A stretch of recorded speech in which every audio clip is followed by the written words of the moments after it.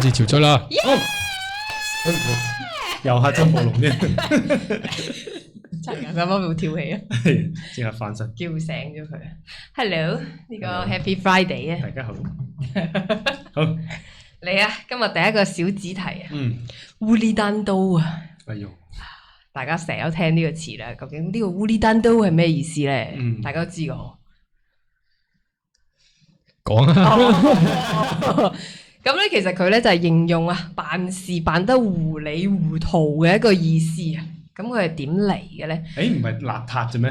咦？即係喺我一直嘅印象中就係邋遢咯。真係㗎？係咯。啊，你繼續啊。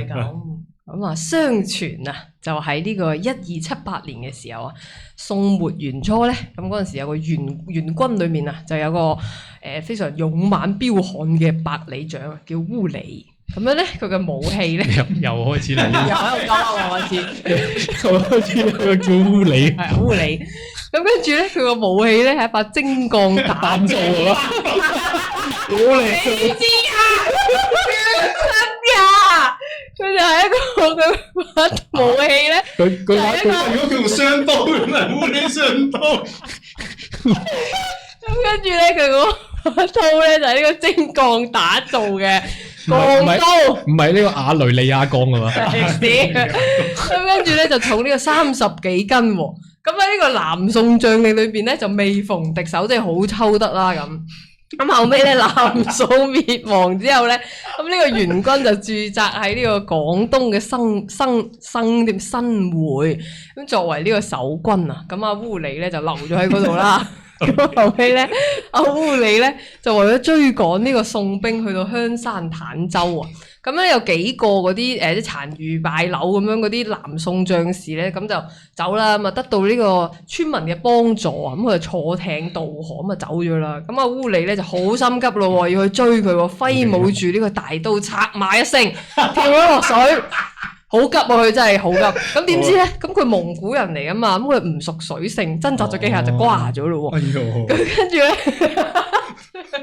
咁啊蒙古人咧咁啊消滅晒嗰個嘅殘餘嘅嗰啲兵仔之後啦，咁啊怒逼嗰啲當地人立呢個廟去祭呢個烏里啊。咁嗰陣時咧喺廣州城區裏面咧都有3座呢個烏里將軍廟啊。哦，真係㗎？係啊，咁當年咧，咁啊嗰啲廣州嗰啲僆仔咧，百厭星啦，見到個廟裏面供奉住一個嗰啲黑面神咁啊，攞住單刀啦，咁咧又聽聞佢係一個侵略軍嘅將領，咁啊坦州糊里糊塗咁啊送命，咁啊笑鬼佢啦，咁啊就話佢烏哩單刀啦，咁就係形容人處事一敗塗地啊！係啦，咁有啲似係戇居居咁意思。係啊，即係就係傻咯，就去白送命啊嘛佢，咁你又唔熟水性，咁你騎住隻馬，咁啊去咯，就係咁啊。咁原來依家咧喺嗰個新會博物館啊，都有一把刀就真係叫烏里單刀嘅。黐線！你幾時去嗰個博物館度？整翻把。個傳說就係咁樣嚟啊！呢個烏里單刀，大家記住啦。如果叫用斧頭就烏哩斧頭，係啊，匕首啊烏哩匕首噶咯。係啊係噶，咁你嗰陣時邊有匕首打仗嘅啫？你嗰啲騎馬近戰你都要噶。咁佢近戰好難咁死噶嘛？你可能嗰啲槍就得，即係嗰啲一支好長嗰啲。佢哋話你哋知唔知邊個係李靖軍噶嘛？即係唱歌嗰個，即係拍過阿葉念琛出戲一個短髮嘅歌手，唔知就算啦，就係一個歌手啦。跟住佢真係有一首歌叫做《烏哩雙刀》。咁睇嚟係真嘅喎，呢個典故係係咯，傳說相傳啊嘛。哦，即係我覺得係應該真係有個人咁樣拎住把刀嘅，即係但係佢係咪真係咁樣死就唔知啦。咁因為佢真係有把刀剩咗落嚟，係個文物嚟噶嘛。烏哩單刀最多應該係大家睇掌門人嘅時候啦，佢首主題曲啊嘛，即係烏哩單刀洗下。係咯。係啊，我就諗極都諗唔起係幾時聽過。唔係掌門人啊嘛。係啊，幾好笑啊呢個！你哋笑到好似惡鳩噏咁啊！有啲似，將個好似生撚咗佢。係啊，講到好似作咗個故仔。因為我嘅印象裏面一直以為個污字係嗰個邋遢嗰個污啊，即係污糟嗰個污啊。哦。跟住我記得我屋企人都係會咁鬧嘅咯，即係如果屋企搞亂晒好邋遢，就搞到烏哩單刀咁樣咯。咁咪一塌糊塗咯，都啱啊。係咯，都可以啊。係啊，但係即係而家咁聽你解釋，我好似啱啱講咁就戇居居啊嘛，係啊，即係辦事一塌糊塗咁都係嘅，都可以嘅。咁你唔係點辦事一塌糊塗，點無啦啦自己跳落水啊？斬佢咁，你傻閪閪啊！真係。即係我係嗰個白焰星，我都笑佢嘅，其實。即係，唔好啦，唔好笑人啦，唔好笑人啦。係啦。上一期笑咗好多啦，我而家我諗咗下，我上一期好似有啲地域歧視咗人哋。嚇？你好得上一期咩？翻去嚴重咗反省咗下自己，覺得好似嗰個有啲嚴重添咁樣，即係唔可以針對嗰個區域嘅人噶嘛，即係個區域都係有好人噶嘛。哦，係啊，即係你關注翻我哋我哋呢個市先啦。唔好即係成日開除人哋廣州市值。點你邊口啫？廣州市好大㗎，梗係減咗幾個區。係啊，冇啊！廣州一共有幾個區啊？廣州有幾個區？4個區係咪？唔止，數下先。4個區。3、4，跟住數唔到啦。係啊，你列出嚟啦。你如果係你話你阿媽嗰陣，可能4個區，到你呢度最多多一個，咪5個區咯。點會啊？越秀區、荔灣區、海珠區，冇啦。番禺，你係因為多咗我哋，你先話番禺啫。係啊，都係好多謝你嘅。死啦！花都死啦已經。你講埋花都唔講天河啦，而家真係。天河係天河，而家講埋花都唔講天河啦。係碌柒啊！唔係啊，呢個好似考地理題，你知道地理差噶啦，東南西北唔識分噶嘛。唉，但係好啊 ，OK 啊，係啊，6個咯，係啊，數到，仲有佢啦。花都唔講白雲真係。哦，係喎，白雲係一個區嚟，唔記得。嗰度都係一個城市啊，隔離市啊。白雲區係7個，仲有邊個？仲有邊度未數啊？冇數啦。其實廣州依家有幾個區？我真係唔知啊！我哋知道冇咗東山區啫。有佢啦，你計埋咯。9個啦。你攞嚟代替咗個天河佢咯。咁又唔得，天河好好嘅。天河好好嘅。係啊，天河好繁榮嘅。唔係田嚟。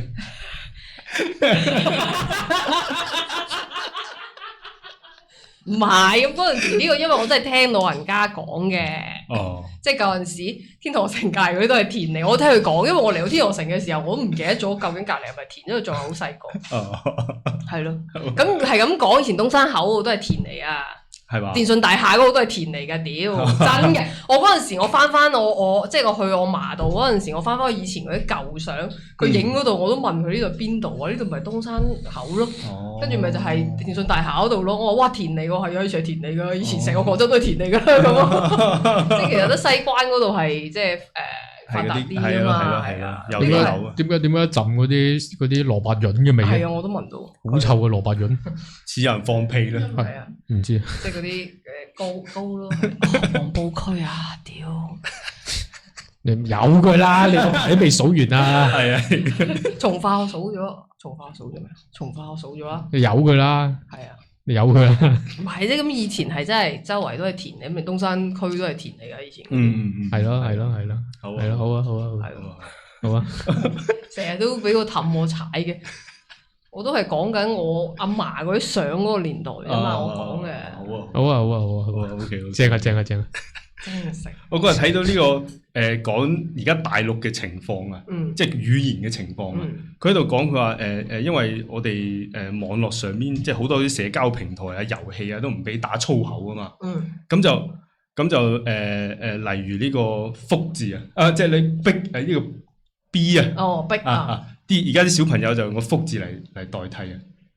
幸福個福啊。係即係換咗個偏旁咯。哦。個逼係走之底噶嘛。係。哦。係啊，就係用個福咯。哦。跟住就話咩？即係以前大家對粗口都有呢個明確嘅標準噶嘛。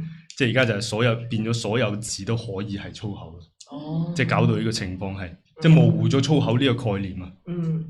咁就即係我見佢呢個人講幾好笑嘅，佢舉咗個例，佢就話即係好似你覺得廁所好邋遢，就撳咗廁所佢，咁你就搞到周街都係啦，周街都好邋遢。係啊。跟住我先知道咗好多，我查咗一下先知道咗好多呢啲就係佢哋講麥子啊，即係普通話啦嚇。哦，麥子。麥子，佢哋就係話人哋係做性工作者，即係話人哋做雞，即係佢諧音呢個麥啊，麥子啊，麥子。呢個真係要哇激死老祖宗啊！真係係啦，即係你過咗1000年之後，啲人唔知我有講咩喎。係啊，跟住就係呢個福字啦，咁就仲有呢個縫字啊。即係用個縫字嚟代替個媽字啊，即係2點個縫字啊，係啊，跟住就即係仲有嗰啲咩燒杯啊，燒 B， 係啊，你中意啦，總之就 SB 咯，係咯，原來係咯，燒杯呢個知道嘅，呢個燒杯呢個知道，跟住仲有散兵啊嘛，散兵係咩？散兵又係咯。係咯，跟住佢呢個係我見佢話搞到呢個中國軍網仲發咗一篇嘢，就話杜絕污名化散兵，搞到要咁樣。係咪因為兵啊嘛？係啊，跟住就即係佢講就話搞到啲小朋友講粗口冇咗負罪感啊！即係呢件事啊，即係唔似係。係啊，就已經冇咗呢個粗口嘅概念啦，所有都換晒諧音啦、象形字啦，係啊咁樣，跟住就。即係好似我哋以前細個講粗口會俾家長鬧噶嘛，知你講乜嘢噶嘛。我而家係要教翻啲家長，跟住等你知道自己嘅僆仔係講緊粗口。係啦，因為粗口得一種啊嘛，以前係啊，而家係乜嘢都可以係咁搞到。反而我哋呢啲咁 original 嘅粗口就好少有。係啊，即係你一定唔會聽到一個細路屌你老母嘅。真少啊！你而家好難聽到一個小朋友咁講嘅，真係。好似又係，未聽過僆仔講白話嘅粗口。係啊，白話都少人講咯，講粗口。係啊。咁就佢話咩？即係變成咗一種亞文化咯，咁樣講咯。即係一個人講唔係啊嘛，一群人講就係噶啦嘛。仲要開始係點講啊？即係大家啲小朋友將啲創造力啊、想像力發揮晒喺呢度啊嘛。係啊，就喺度諗點樣整呢啲字啊，覺得好好玩、好有意思噶嘛。佢哋嘅玩緊啊嘛，就係。哇！真係〜即係好似6 7咁樣，係咯。咁你以前粗口得一種啊嘛，咁我哋知道佢喺度講緊乜嘢㗎嘛。你哋以前啲粗口喺邊度學㗎？聽人講㗎咯，聽同學講咯。我記得以前係啊，同學講啊，我係。啲同學又喺邊度學嘅咧？冇問題喎，我真係冇問佢。我唔記得嗰陣時應該係5年級到吧。我一次對住個老師唔小心講咗粗口。你講咩啊？例如咧？類似係屌你之類嘅吧。跟住咧，嗰個老師就即刻話俾我屋企人聽。咁你屋企人點講啊？咪閪咯，翻好大件事咯，好大件事啊！閪曬，印象中係咯。係啊，翻到去俾人打到閪咁樣。係咯。邊我快啊咁樣。係聽你講啊？唔係，因為我爸阿媽以前係唔講粗口喺我面前，真係。咁你喺邊度學㗎？同學仔講咯，就係。係啊，即係就係個同學仔教，即係我爸阿媽以前又唔會喺個面講，即係當住我面講粗口，好小心翼翼嘅。係咯。即係到20幾歲，佢哋先至開始慢慢放寬咗喺我面前講粗口。佢自一輪嘴。係啊！我時我媽喺度講嗰時，我都話：哇咁邋遢嘅你鬧得咁。你咁噶啦咁。唔係即係而家同埋而家大個咗啊！而家真係大家都真係成年人啊嘛。係啊。但係又好難接受，你而家聽啲長輩啊，即係大我哋一輩，佢啲長輩之間喺度講，粗言穢語，唔係粗言穢語，我覺得都冇所謂啊！大家講粗口啫，係啦，佢哋講呢啲叫呢啲叫乜嘢啊？黃腔，即係黃腔就太撈啦，咁樣形容呢啲應該叫咩啊？講傾鹹偈啊，即係你聽啲長輩佢哋之間傾鹹偈，你又好難接受嘅。係啊，所以你哋咁核突嘅。係啊，唔好粗邋遢。係啊，跟住聽講完之後，即係你咁樣講完佢哋之後，又諗翻啊，原來我哋平時直播嗰陣都係咁。唔係咯，我覺得佢哋尺度大好多。係啊，我都覺得佢哋尺度大好多。佢哋同埋我記得以前細個嘅時候咧，啲老豆老母同佢啲。唔係，我都仲未好接受到同。佢哋去講呢啲鹹偈嘅，係啊，我都未得㗎，我都未。我好尷尬，好似我哋有一期直播咧，屋企有人啊嘛，咁屋企有啲長輩嘅，大家喺度啊嘛，咁直播完翻到去，佢又問翻我頭先直播講嗰件事，我點答了咧？你都有啲其實唔係咁嘅，係咯，唔係即係好似我哋嗰期唔記得咗喺度講件乜嘢事啊，應該咬斷佢條椎啊定係啲，有一期，跟住佢又翻去問我呢件事嘅，即係問我詳細佢點樣咬斷佢，係啊。都幾係尷尬嘅，兒童不宜啊嘛，係咯，真係冇當過我係小朋友啦。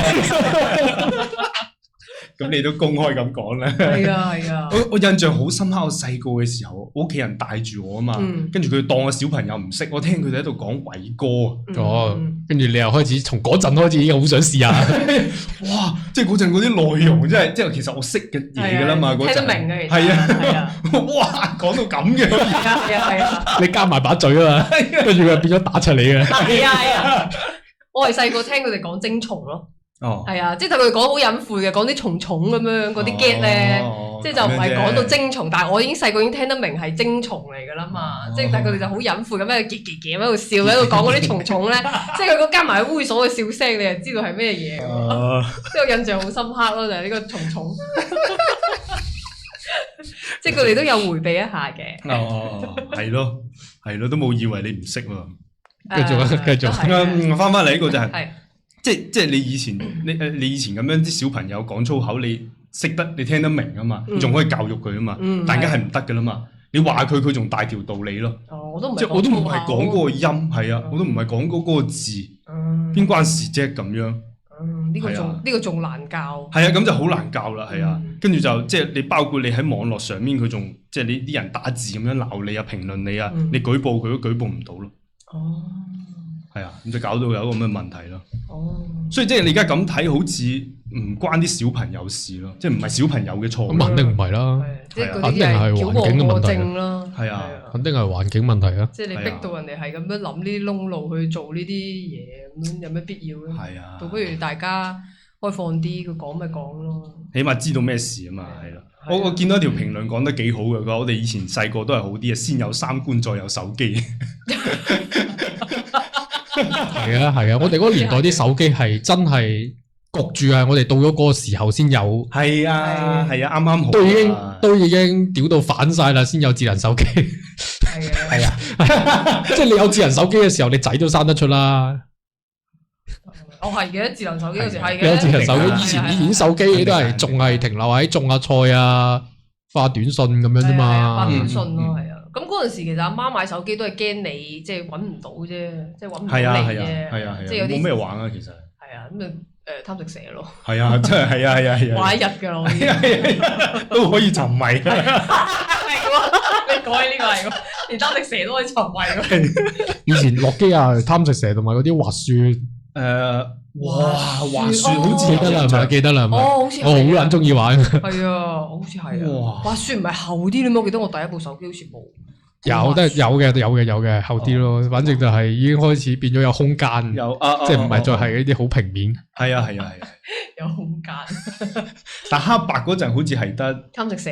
有都係方法，都係黑白嘅，滑雪都仲係黑白嘅，係咪？都係黑白嘅。點？俄羅斯方塊我係一部機，另外一部機打嘅。有係。勁嘅喎，俄羅斯方塊。我都唔記得咗細個啲粗口可以俾我學翻嚟。我係一定係同我好記得。我就係記得我冇咁開始粗口咧，即係開始關注自己啲粗口啊。即係唔會嘅嘛，你多數人即係你開始覺得自己唔好講咁多粗口啊。咁呢個係咁生性嘅。嗱，呢個仲要發生得好早啊，喺我6年級嘅時候。你又早啲，好生性喎！你知唔知點解咧？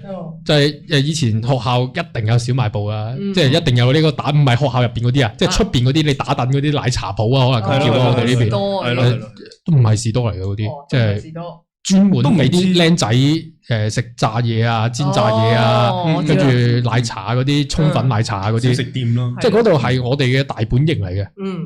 我哋一班僆仔大本營嚟嘅，即係可以以前因為僆仔冇咩錢啊嘛，都係做到嗰啲屋企一俾咗錢或者有零用錢10蚊啊咁樣就直接俾咗嗰間鋪度，跟住就記住賬，記住賬，跟住就自己去玩咁啊，跟住就成日喺度打躉，就記得好記得嗰度都係多數呢啲鋪頭係兩公婆開噶嘛。跟住佢就同我講咗句，即係成班人噶嘛，跟住佢就話我話你就係最粗口嗰個啦。呢句話對我個衝擊好大。跟住自從嗰日開始，我就開始喺度關注自己講粗口嘅情況啊。佢講得多嘅時候，又覺得好似真係講得有啲多喎。跟住直到而家都係。哇！即係呢句話記咗好耐啊。即係佢唔係鬧我嘅，佢係喺度大家喺度講笑，跟住話即係你哋之中你就係最粗口嗰個啦。哇！你開字得好快喎，即係識反省，好叻啊！係啊，從細個係真係長大啦，係咯。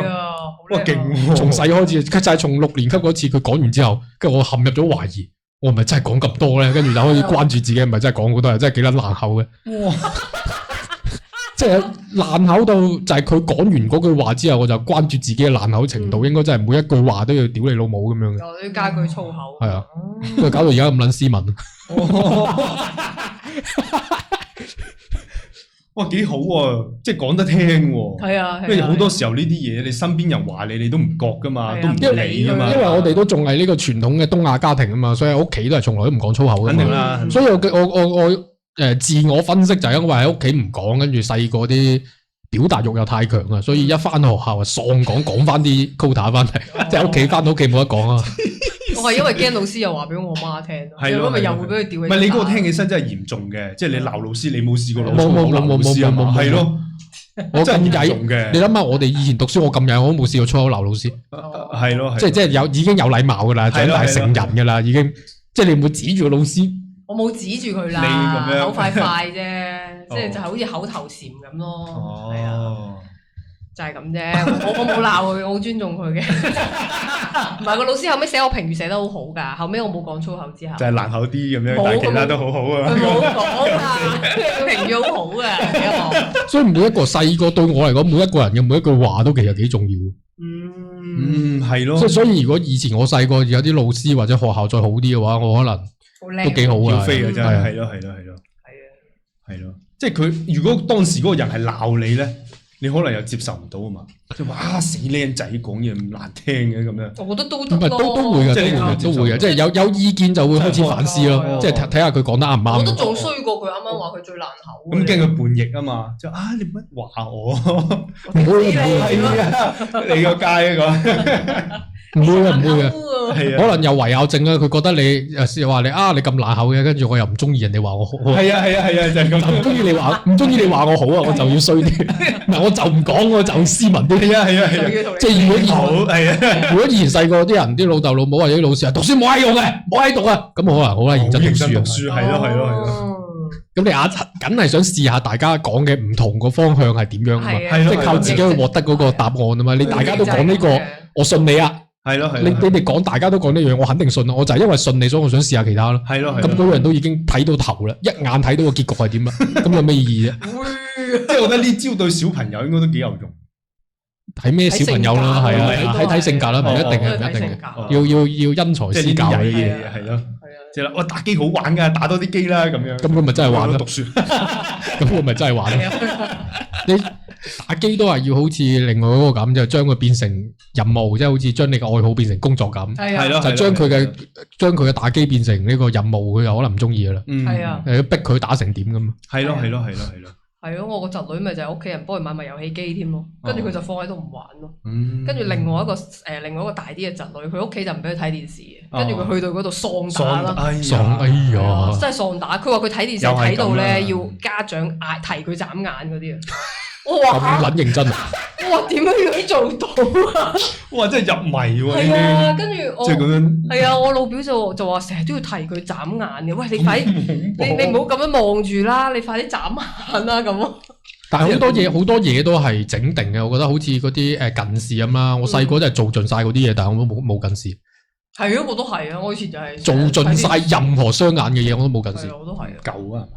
屌你夠閪我，你夠閪我睇得多。我以前都日日喺度睇電視。你夠閪我睇得多。我冇緊。我係電腦、電視加埋 GBA，即係瞓喺個被鋪入邊，跟住開盞燈仔，跟住睇咁樣睇書，跟住坐喺部電視喺呢度啫，我就坐喺前邊。即係個碟喺度，你方便換碟啊嘛，所以你唔會坐好後嘅。每日係睇10幾個鐘嘅。我係所有嘢做盡晒都冇近視，呢個真係關基因事。我屋企好少人近視，1、2個。哦，咁又好似係。我都係打機就係真係開間燈仔喺度打。係啊。以前有間燈仔。我呢啲後邊呢個叫咩骨啊？好撚突噶嘛。富貴包嗰個位。係啊，但係佢唔係富貴就咁個骨，係因為細個就係打機，咁樣打翻嚟啊！從好細個開始有啊，你諗下隻眼都冇事。咁又好似係喎，好多唔係即係你肯定有關嘅，又唔係叫你咁樣做，但係就呢啲好多同遺傳有關，即係唔好個小朋友近視，你係開始鬧佢話佢打機啊，睇呢啲嘢啊咁樣，唔一定嘅，係啊，都要去檢查下自己基因嘅。係啊，我都係啊，嗰陣時我去驗眼嘅時候，跟住嗰個醫生仲即係因為我哋眼太好啦，即係20幾30歲咁樣。跟住點解可以咁好嘅？仲捉咗我去隔離填份表咯。跟住嗰份表就係問我每一日用幾多手機啊，睇幾多平板啊。10幾個鐘啊！係啊，跟住我仲喺度好認真咁查我自己個屏幕使用時間。係啊，跟住由8個鐘至10個鐘咁樣寫咯，我仲要好認真嘅卷好長。佢又話你皇上嘅玩鳩你啊！即係仲要好到係俾人哋去捉去做問卷咯，係啊，成間室得我一個㗎咋嗰個位。係啊，即係佢應該冇幾多個人，即係20幾30歲，好似我哋眼咁好。好喎！嗰陣時係諗住去考車做嗰個體檢，做嗰個視力。咁啊！係啊，即係好嗰。係啊，真係基因好大關係嘅，即係你天生近視或者唔近視都有好大關係嘅。係啊，你捉你做實驗嘅啫。係啊，即係爭啲啊！我幾驚。唔係，即係證明呢個機率唔細咯。呢度3個人都有2個係咁樣嘅情況。係啊。咁啊！嗱，我哋2個玩到咁咯，係啊。因為我嗰陣時係成日晚黑我都關晒燈喺度睇下。係啊，一定係關燈嘅，因為你唔可以俾屋企人知道你仲玩緊噶嘛。即係你間房要關燈噶嘛。係啊，我到依家都仲係咯，即係晚黑關晒燈喺度玩咯。係啊，唔係都係咁嘅。係咯，咪就係咯，係啊，咪就係咯。我翻房就你一關燈就開始開手機去睇。而家肯定係咁嘅。係啊，咪就係咯。跟住嗰陣時，嗰個姐夫仲要話：你小心啊！你以後青光眼啊！係咯。不過依家喺度透支緊你未來嘅眼睛。係啊，唔會啊，太殘眼啦！你開晒啲燈，梗係要關晒啦。咪就係咯。你玩手機肯定要關燈啦，咁殘眼。係咯。唔係，我仲以為個個都係咁嘅啫。你講出嚟我先知原來。係啊，我開始都以為個個都係晚黑咁樣黑住。唔係，我係而家先知。我係嗰陣時先知噶咯。原來大家關咗燈就真係唔玩手機噶咯喎。真係㗎。唔睇 iPad 真係㗎。係啊，佢哋唔玩㗎。我而家先知喎，真係。就因為驚青光眼咯，佢哋就話，即係我哋夜晚。但係我有意識係咯，即係最後關晒燈上床玩手機嘅時候會開一盞燈仔咯。係啊，我盞都我有意識咁樣。一定係黑晒㗎。嚇！係啊。我今日先知喎，真係，我以為大家都係入房跟住就關燈。係啊，即係我通常只要沖完涼搞掂晒，我入房我就一定關燈嘅。係啊，跟住就關燈，跟住就係啊，做咩都好啦，就係關咗燈咯。係啊，玩手機咯，跟住玩手機嘅就睇嘢，玩手機睇手機睇書都係嘅。我睇書喎，唔會睇書我都開燈嘅，係唔係咁就 Kindle 啊嘛。咁就得，咁即係正常都係咁樣睇。咁啊得，即係乾殘殘喎。係啊，咪乾殘殘點玩啫？你眼燈你即係我眼燈就特別啲喺上邊嘅，我一定我瞓喺度咪射住我隻眼咯，即係我仲傷咯就係。係啊，不如佢喺我個吊住燈仔咯，係啊，咁台燈仔我覺得我陣間瞓覺我要起身關啊。唔係，同埋又冇更加冇嗰啲夜晚嗰啲嘢啊嘛。其實關咗燈都好撚光噶。係啊，光到不得了，即係我從來都唔使嗰啲夜燈去廁所嗰啲，即係太光啊，殘眼啊，即係我一定要用嗰啲超級遮光嘅窗簾咯。我都係。如果唔係太光啊，真係。日頭都係黑晒嘅我間房啊。好嘅，舒服嘅。係啊，即係瞓覺會好啲。即係大家有時有啲人就成日話黑掹掹咁樣，但係我又覺得太殘眼又好唔舒服啊。係啊，所以我而家屋企都換黃燈。即係屋企就屋企太殘眼，我真係好唔舒服。係咯，即係太光太殘眼，好唔舒服。係啊，即係以前屋企人光係殘殘咁屌你，係殘殘。好中意用嗰啲日光燈啊嘛！我以前就好鬼憎。係啊，好辛苦啊。好刺眼啊！我覺得。係啊。硬係就去到邊度都撐住你咁樣。係都係光係殘殘咁樣。係啊，即係我依家就將屋企換晒啲黃燈咯，舒服好多黃燈又。係咯。成個屋企都溫馨啲喎。我記得有個咩詞嘅，即係裝修方面，即係就係呢啲黃黃地嘅，即係唔好太光間屋。即係就係有啲燈咁樣點綴住黃黃地。我唔記得咗個名叫咩啦。係咯，而家興呢啲嘅。係啊，舒服。我就覺得隻眼舒服好多咯。係咯。即係我哋呢啲唔係好受得強光嘅。出到街都要大超嘅。好啊。好啊。聽不懂咁咪。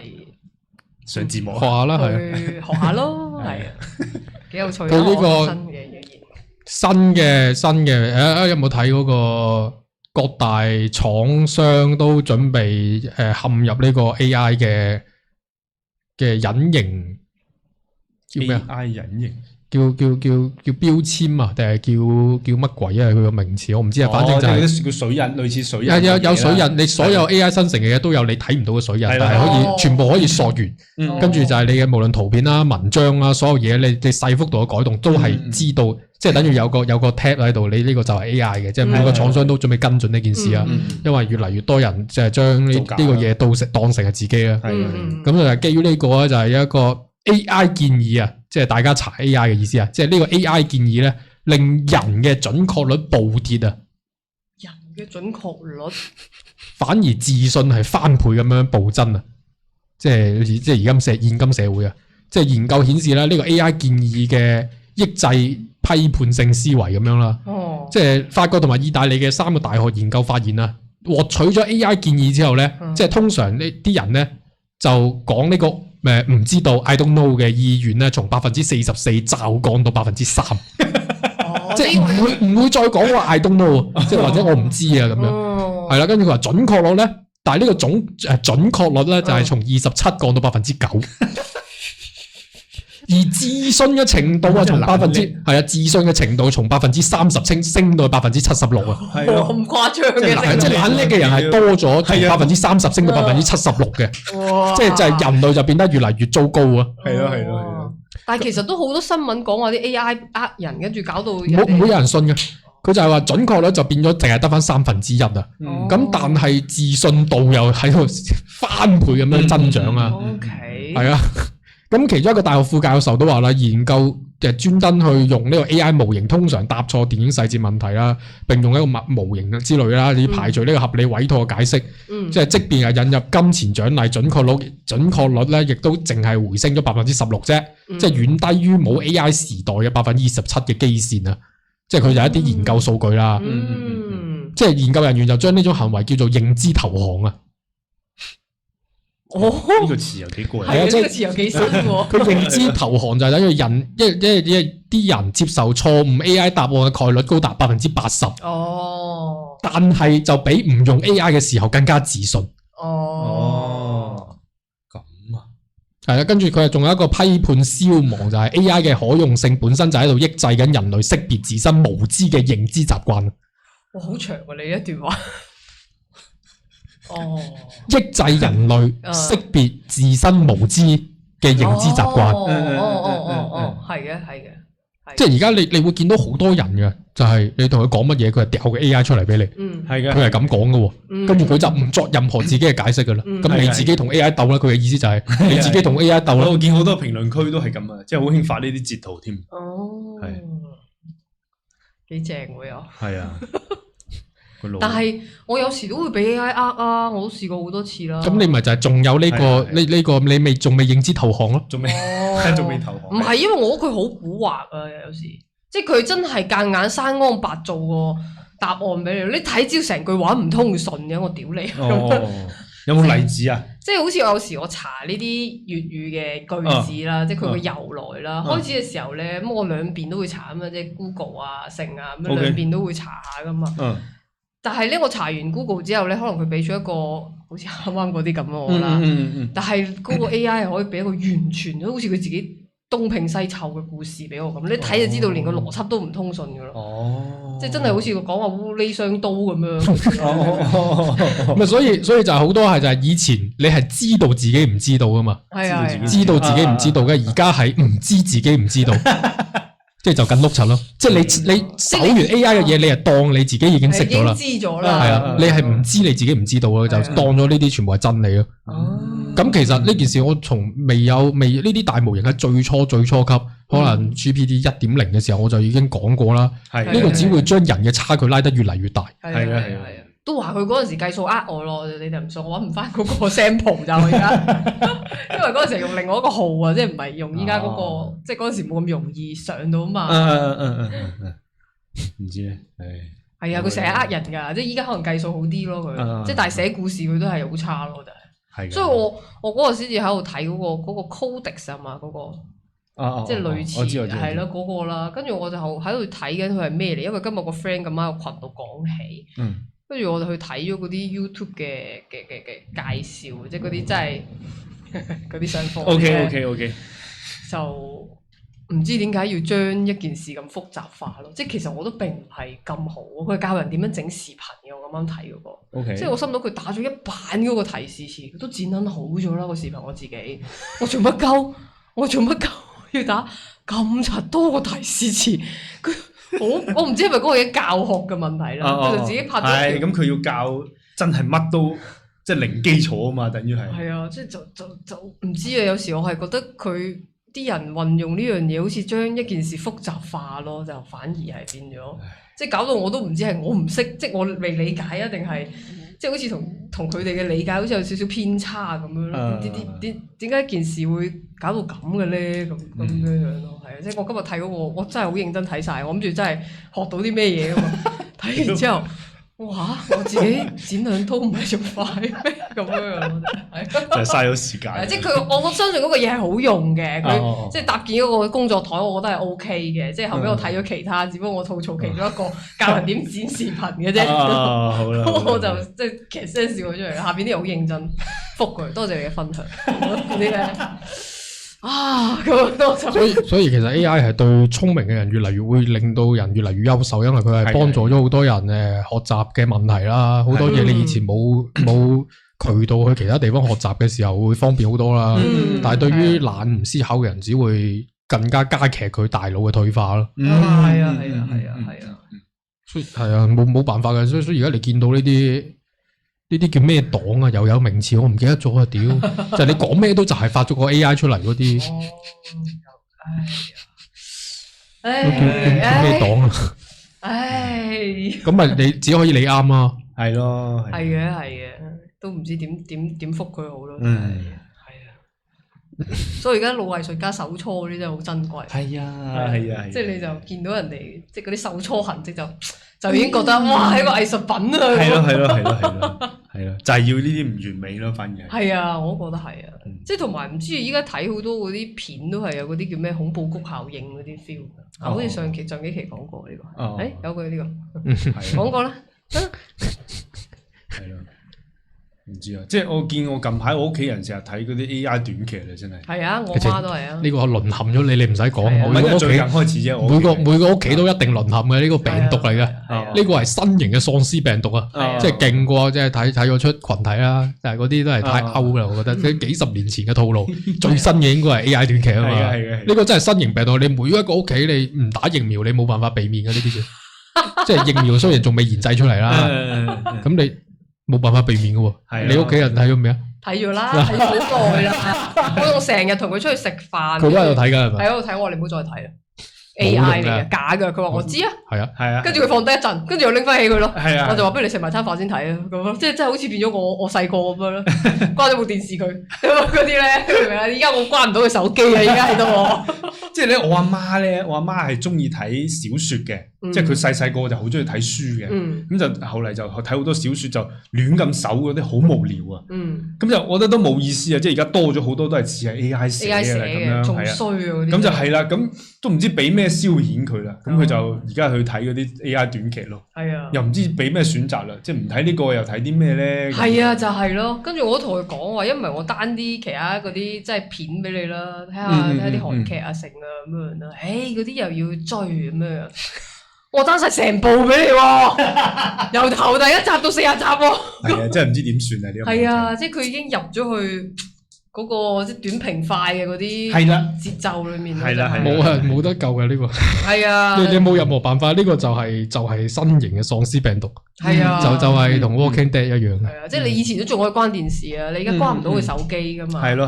佢哋要暫停嘅而家，即係幫我老母整啲乜嘢個手機，你等陣先暫停先，跟住可以睇定，翻嚟又繼續睇。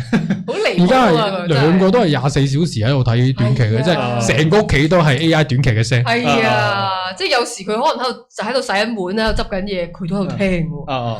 有乜鳩好聽咧？問題係。即係拗晒頭咧，冇啊！新型喪屍病毒啦，冇辦法嘅。即係終於明白以前細個嗰陣時，阿媽關電視。你有幾乞人憎係咪？係啊，即係睇咁多電視做乜鳩啊？成日打機掛住咁嗰啲咧，成日掛住聽 AI 短劇咁。你聽短劇都算啦，仲要 AI 嘅咁假㗎點？唔係佢哋就係要睇 AI 啊！佢哋都話唔睇真人啊！我而家睇 AI 啊咁樣，即係都算係一種個自己覺得。跟上時代嘅一種方式咯，即係睇 AI，即係冇俾時代拋棄。係啦，都要。係啊，即係覺得真人嘅佢哋嗰個年代都有啦，但係而家 AI 喎，睇下先。新嘢。係啊。我嗰日先刷到嗰啲宮心計嘅片段啊，我睇翻哇好正。係啊，真㗎。因為好耐冇睇啦嘛，以前睇過下係咯。你睇嗰個咩珠光寶氣啊？哇！睇到我啊。係啊。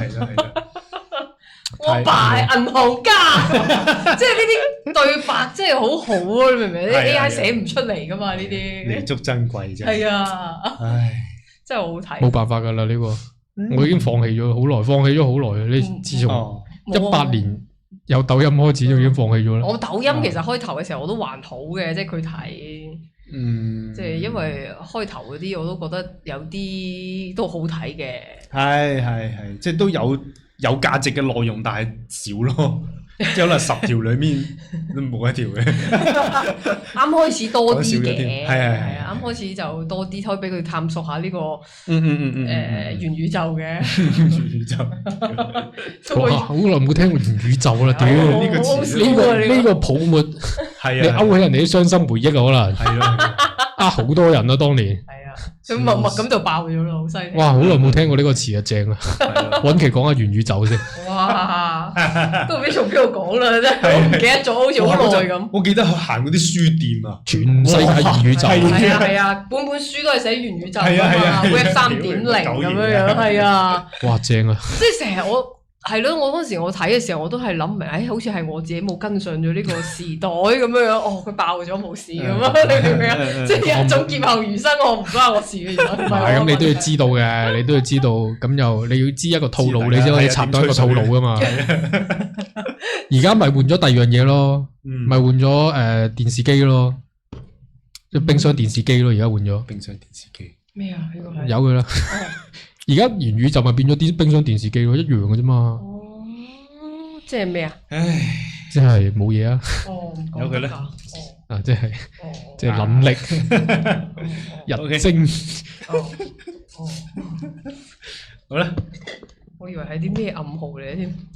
唔係暗號啊，好直接啊。女仔閪咪女仔閪啊。哦。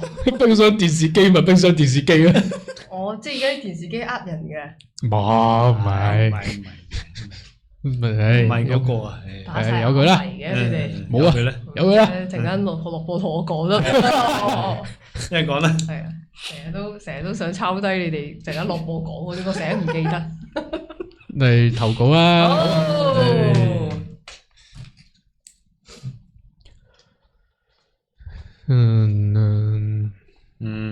好。你睇下而家連清澈都喺度鬧緊人，我覺得。咩意思啊？清澈嘅小眼神。即係點解鬧人嘅？佢話緊我蠢咯。邊個話你啊？樂哥。話你清澈小眼神。係啊。哦，屌佢！我覺得佢好似喺度鬧緊我。嗱，搞到依家即係整到人心惶惶啊嘛！而家你打咩詞都覺得你就喺度鬧緊我。係咯。唔好啊咁。係啊，有乜嘢直接屌你老母。係啊，你話我傻閪就係啊，死傻閪啊，死傻閪，唔好講嗰啲奇奇怪怪嘅語。如果你唔講啊，我哋先手。你講乜嘢我聽唔明嘅就話你死傻閪。你睇下邊個鬥先手先。冇惡意，我唔信。咁我哋開始投稿啦，開始今日嘅投稿啊。瓜絲褸篇你哋好啦，我個 B 站嘅賬號咧有個超嘅，所以就可以叫我超仔啊。如果覺得呢個名唔係咁好用嘅話，你就叫翻我阿強啊。阿強，叫翻阿強啊，好唔好？跨度咁大嘅呢度。超同阿強啊，真係爭好遠喎。係咯。其實我關注咗你哋嘅賬號好耐噶啦，一開頭都淨係俾白富興嘅第一期上嚟嘅南東莞北長春所吸引嘅。而家白富興洗白咗啦，大家冇呢個人啊。你嗰期係咪落咗啦？冇，仲喺度，仲喺度，但係冇呢個人噶啦，放心。咁後邊又揀咗幾集俾標題做咩啊？話我哋語言攻擊他人。我哋語言攻擊他人。我哋語言攻擊自己嘅，傻閪嘅喂。你哋唔好咁鬧人啊！哦，我哋有鬧人。我哋啱啱講傻閪，最衰樂哥鬧人啦。係啊，啱啱講咁佢都知道傻閪係鬧人嘅。哦，即係你唔鬧我哋係鬧人先就咁啦。哦，OK。歧視啊，落咗啊，冇落啊。冇啊，冇落啊。佢警告咯。哦，禁止先手啊，而家。禁止先手啫，我哋唔可以，都係要硬食，仆你個街。係啊，佢話首先係俾嗰期吸引啦，後邊揀咗幾集俾標題吸引嘅去聽啦，之後就冇再聽過啦。好啦，我哋今期嘅投稿讀到呢度啊。下篇係啊。但係最近聽有聲小說就聽悶咗，嚟嚟去去都係差唔多嘅劇情，有啲無聊。突然間醒起你哋嘅節目，而家先醒起。還是覺得我最好嘅咧。就就開始從頭開始聽翻啦，斷斷續續聽咗個幾月先追翻上進度啊！係好啦，原來你翻返嚟，OK，行翻返屌早咗，係啊，本來都係打算只係做聽眾嘅啫，從來冇打算投稿嘅。但係聽到 EP 153、154嘅時候咧，突然就開始有呢個想投稿嘅衝動啦！嗱，師兄快啲啊，大家都等緊你啊，咁快啲啊！153同埋154啊，153係你翻嚟嗰集啊，即係你新疆翻嚟，係邊疆？係啊，係啊，153、154。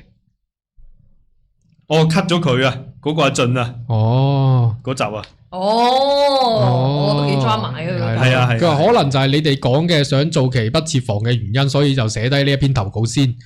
做咩？你驚我哋就係154講不設防喺度講呢個概念嘅，講咗咁耐啦。呢個概念好似元宇宙咁啫嘛。你唔好講出嚟啊！屌你啊！你唔講出嚟冇人知啊！屌你老味！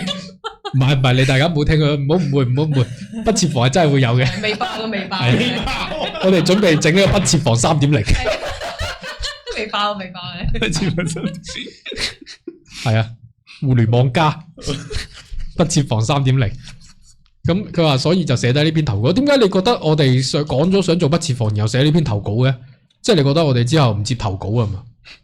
定係覺得乜嘢？唔知咧，冇事嘅。佢咪覺得自己寫呢個故事太鹹濕？可能好離譜啊！係啊，可能好離譜。少少。佢我嘅投稿咧，基本上都係寫我由細到大嘅感情經歷嘅。出場人物有啲多，希望你哋唔會覺得太混亂噶嘛。嚟啊！我會記低佢嘅。第一個出場嘅人物要追溯到我小學2年級啊！當年今晚讀唔讀得完噶？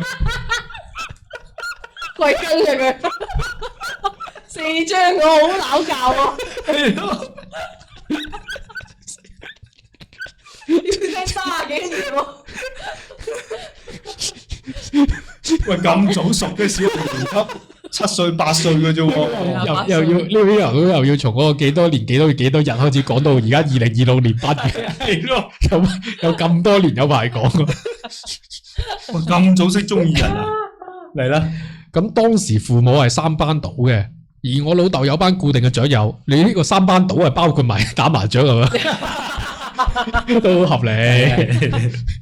跟住所以咧，佢哋只要禮拜6晚有時間啊，就會約阿眉，約去喺阿眉屋企打麻雀啊。而我第一咁似你細個啲經歷嘅。係啊。而我第一次去阿眉屋企咧，就係因為我阿媽要上班，屋企冇人睇住我，所以就將我帶咗過去啦。我成日跟咯，我以前係唔止係1次半次嘅我係，所以好多發小咯。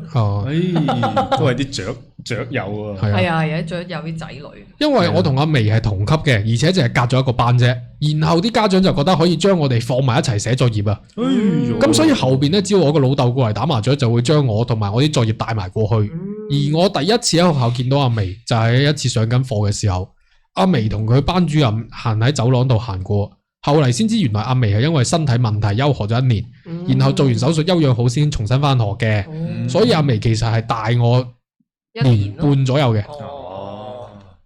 少少啫，唔係正啊，係早熟啲嘅，因為正啊。咁但係從小學到初中咧，都係普通朋友嘅關係啦。嗱，好快人哋到初中啦，咁大嘅又唔係從2年級，係即係發小嚟嘅呢個，係啦。咁因為小學嘅時候咧，我係對另一個人有好感嘅，但係因為當時年紀細，並唔知乜嘢係愛情啊，所以到最後都淨係朋友嘅啫。所以話咁快就到初中啦，嗱，幾快人哋，好快入咗時間隧道啊！因為成績唔好啦，淨可以按呢個學區嚟分配啊，所以咧就分配到我哋當地嘅嶺南中學啦。哇，係正喎！佢話冇錯，除咗嶺南咧，仲有鳳仙嘅。但係作為從細就乖乖仔嘅我啊，啱入嶺南其實都有啲唔習慣嘅，因為班入邊係真係有飛仔飛女啊。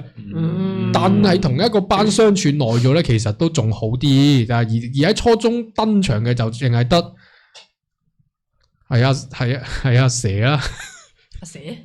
即係登場嘅呢個係阿蛇，係嗰個阿蛇啊，就係就係而家大家知道嗰個阿蛇啊，唔係嗰啲阿蛇，嗰啲阿蛇，佘詩曼嘅阿蛇啊，唔係揸槍嗰啲阿蛇啊，屌你，嚇死我啦，阿蛇，唔係揸槍阿蛇啊，好，因為佢樣貌同埋性格都碌柒，六七成似佘詩曼。今日係唔記得咗同大家宣布點開場，又唔記得咗。大家好，我哋今期係一碌柒啊。EP 一碌柒 EP 一碌柒係啦，有一個性格都碌柒似阿佘詩曼嘅人，所以就叫佢阿佘啦。點啊？我想問佘詩曼咩性格我都唔知。人哋當睇戲嗰啲性格得唔得？係有得演嗰啲咯。好啦，真人應該冇乜嘢嘅。係啊。咁啊，但係一開頭其實係冇注意到佢嘅，但係上面講過啦，小學有好感嘅對象嘅閨蜜喺初中同我分咗同一個班，閨蜜出現咯。所以咧我就有特別留意佢嘅，就又因為佢喺新環境都揾到新嘅朋友，而其中嘅一個新朋友就係阿佘啦。即係同一個閨蜜，同佢小學。大家有個共同閨蜜咯。但係因為到咗青春期，本身有啲肥啊，所以冇乜自信，人就變咗有啲內向，加埋座位離得比較遠。一開頭咧就冇乜接觸嘅，點解？我以前啲肥仔好有自信，哈哈霸霸喎。以前啲中學、小學肥仔惡嘢嚟。冇咩腦啊嘛，因為有啲腦可能都係咩？我以前啲都係啲惡嘢，都係肥仔嚟嘅。我哋以前學校嗰啲係咪咧？即係好少會俾人蝦咯，肥仔。係啊，喺我以前學校就係咪啊？有冇俾你蝦啲肥仔？但我驚人聽。我讀書即係除咗高中啦吓，即係初中小學嗰陣都係啲肥仔同學都好 friend， 玩得好好。係咩？係啊。我唔 friend 嘅就惡嘢啲啫，大支嘢啲啫。佢大隻我都有遇過你呢啲，佢呢啲係高嘅肥佬啊，唔係肥仔啊。佢講嗰啲係肥佬啊，你嗰啲係真係肥仔啊。肥仔咯。佢呢啲係肥佬啊，肥閪啊，唔係肥佬，唔好意思。佢講嘅咋？哇！呢個詞啫，有人身攻擊咧。係啊，佢講嘅咋，冇啊，我話佢肥仔嘅咋。我頭先小編講嘢，佢用咗變聲器。即係有一啲好核突嘅嗰啲人嘅，即係真係哈哈霸霸嗰啲肥閪嘅。你咁樣形容先知噶嘛？你先知你講邊種噶嘛？你嗰啲肥仔好得意，嗰啲先叫肥仔噶嘛？你即刻知道邊啲人。係啊，咪都打得過嘅。中拳去肚腩佢唔出聲嘅，打唔過我哋前班啲男仔都打唔過啲肥瘦弱啲咯，可能係咯，好啊，所以一開頭冇乜點接觸啊，咁一到咗初二啊，因為有意識咁樣節食同埋運動啊，所以慢慢開始就瘦翻落嚟啦，再加埋可能文曲星保護啊，初二開始就成績突飛猛進啊，喺幾個尖子生轉晒入尖子班之後咧，我嘅成績係成為咗全班嘅1、2名啊。所以成個男人嘅自信翻晒嚟嘅，咁後邊嘅一次調位啦，就將我調咗阿佘嘅同位啊。然後我哋嘅交集就開始越嚟越多啦，可能係班主任嘅有心安排啊，將認真聽課、成績比較好嘅同學都集中晒喺前排。因為我覺得呢啲做法同我哋以前都好唔似啊。以前我永遠都係坐前排嘅。係咯，我印象中都係啲差嘅先反而要。即係以前比較成日唔記得，而家啲記性真係唔好啊！即係嗰啲，我係以前係睇老師醫者父母心咯，以前都係，即係覺得你差就掉你去前面，等你認真啲。係啊，唔似而家你差就掉你去後邊，放棄你咁樣。係咯，而家都係希望救翻你翻嚟噶嘛。以前都係希望救翻你，而家係希望放棄你。係咯。好似我以前係輪流咯，即係每一。公平啲咯，咁咪係啊！每一個星期到就換一次位咯。我係成日一個人坐喺最前邊咯。飛機位啊嘛，係啊，飛機位我好似坐過一次。我都坐過，成日都久唔久坐下。你多啊？我係啊，佢哋就要咁樣管住你啊嘛。係咯，唔夠多嘅，唔夠男仔多嘅，肯定。即係其實我想叫佢哋冇嘥心機嘅。即係你唔管住我，可能仲有心機學習咧。係咯，即係佢哋冷落你，你就呢度係唔理我。係啊，即係呢度冇因材施教咯，咪就係。我以前嗰啲老師就製造嗰個愧疚感俾我咯，我又好瘦咯。咁啊，你嗰啲咪有因材施教啦。係啊，即係佢知道佢自己苦口婆心，我就仆街瘦喎咁。咁你咪有因材施教，係咯，俾佢捉到我路咯。即係講到老師喊咗，你又覺得唔好意思啊，都係自己衰嘅，係啊，你係一個壞咗嘅人。激到佢喊咁樣，跟住就碌柒啦咁樣，跟住佢再苦口婆心，閪晒，得，你唔講嘢。係唔係即係有用嘅，真係有用嘅。我以前專登激啲老師咧，細個唔識嘢啊嘛，咁係班主任嚟嘅，咁個班主任好好嘅，好似我哋熟知嗰啲老母咁樣，即係嗰種班主任啊，即係反正好好啊。以前我哋嗰個地方你知啊，佢哋就算係外地人，語文老師佢都講白話噶嘛，佢唔鹹唔淡佢都會同你講白話。係哇，真係好感動，我諗翻呢啲事好想喊。係啊。即係佢哋講得唔準，但係佢哋會不斷喺度同你講嘅，即係因為以前同埋佢一定聽得明晒你所有講嘅嘢。冇錯，仲要係語文老師喎，佢最就係講廣東話嘅，跟住仲會唔鹹唔淡都同你講。咁以前同佢鬥氣嘅，成日即係班主任佢冇嘢嘅，我曳啫，成日就係中意搞搗亂啊，佢又中意會鬧你啦，跟住就越鬧我越要咁樣做啦。咁以前你唔俾唔着校服噶嘛，我成日專登唔着校服噶嘛。跟住就又鬧啊！你唔着嗰啲鞋統一嘅鞋啊，又鬧啊！我專登唔着噶嘛，即係又冇做啲好壞嘅事嘅，其實就係唔中意服從呢啲奴性係咯，呢規矩咯，係啊，即係你要剪到啲頭髮乾頭嘅，我就老閪都唔剪啊咁樣啊，跟住專登做呢啲嘢嘅，跟住有一次就係好重要嘅，人生當中嘅每一個人都好重要嘅。咁屋企有老人家過身啦，咁嗰日我就專登咁樣，雖然都肯定細個肯定有呢啲專登去激人哋嘅成分嘅，咁啊專登唔着校服翻去啦，搞件黑色衫着啦，即係我想刺激下佢嘅。跟住佢又入一個好，即係佢係一定又鬧我啦，跟住一定鬧我，跟住我咪掟咗句，你知唔知我發生咩事啊？你點解要鬧我啊？專登咁樣，係即係好曳嘅真係。跟住但係。佢冇嘢嘅，冇講，跟住過應該就叫咗我出去啦。佢同我道歉咯，同我講對唔住咯，係真係話對唔住咁樣講。勁啊，無解呢個係哇，真係我受到不得了啊！呢啲真係仆街啦，真係。我想跪翻低同佢講對唔住，我係專登激你啊，其實係咯。係啊，呢啲令人愧疚，呢啲真係最係啊，唔係即係都係嗰日好細個，初一啊，好似即係嗰陣之後就。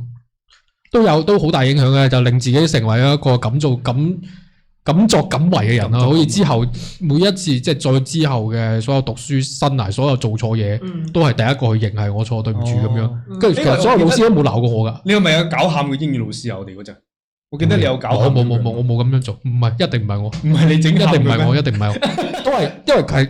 嗰陣喊係因為佢哋啲死僆仔啫嘛，佢哋仲細個，我高中唔細個啦，屌！你諗下之後邊有老師鬧我啫？佢哋都知道，佢話佢哋係成日表揚我，話我敢作敢當，即係成日主動認錯，即係後邊啲老師。我記得個語文老師揾嘢掟你㗎，我哋嗰陣，佢好似揾嘢唔知揾乜嘢掟你。算啦，有佢啦。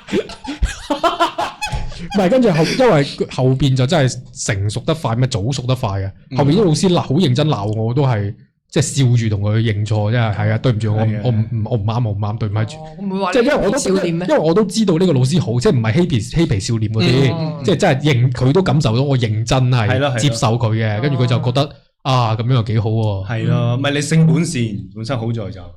係嘅，其實老師應該睇得出呢個小朋友係咪真係做壞事咁樣嘅？係咯。你諗下後尾我喺個課室度整支火神攞啲紙巾筒，整支火神喺度玩，俾人捉咗都冇鬧我。即係到後邊就開始唔鬧啊，好少老師鬧我。係咯，即係曳定係壞都分得清嘅，佢哋係都心水好清嘅以前老師。係咯，因為呢啲老師真係太好啦，以前。係咯。我係諗翻起佢哋係無論點都會堅持同你講廣東話，即係都係用廣東話同你交流。係啊！我以前我記得嗰個政治老師仲講咗好多啲課本冇嘅嘢添。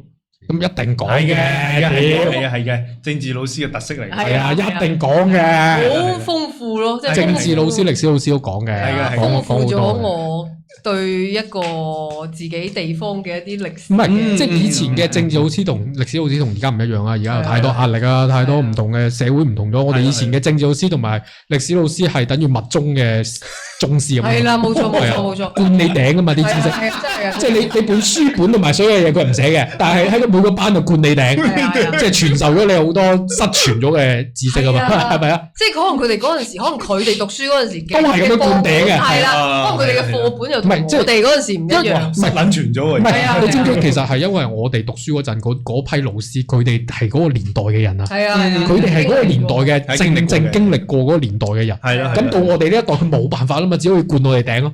即係啲失傳嘅知識就只可以灌到你頂，都冇其他辦法可以傳授俾你。好緊要啊，真係。咁你而家已經失傳晒啦嘛，即係冇俾人灌過頂嗰班，你教唔到而家呢班僆仔噶嘛，都冇呢個知識，你又失傳晒啦。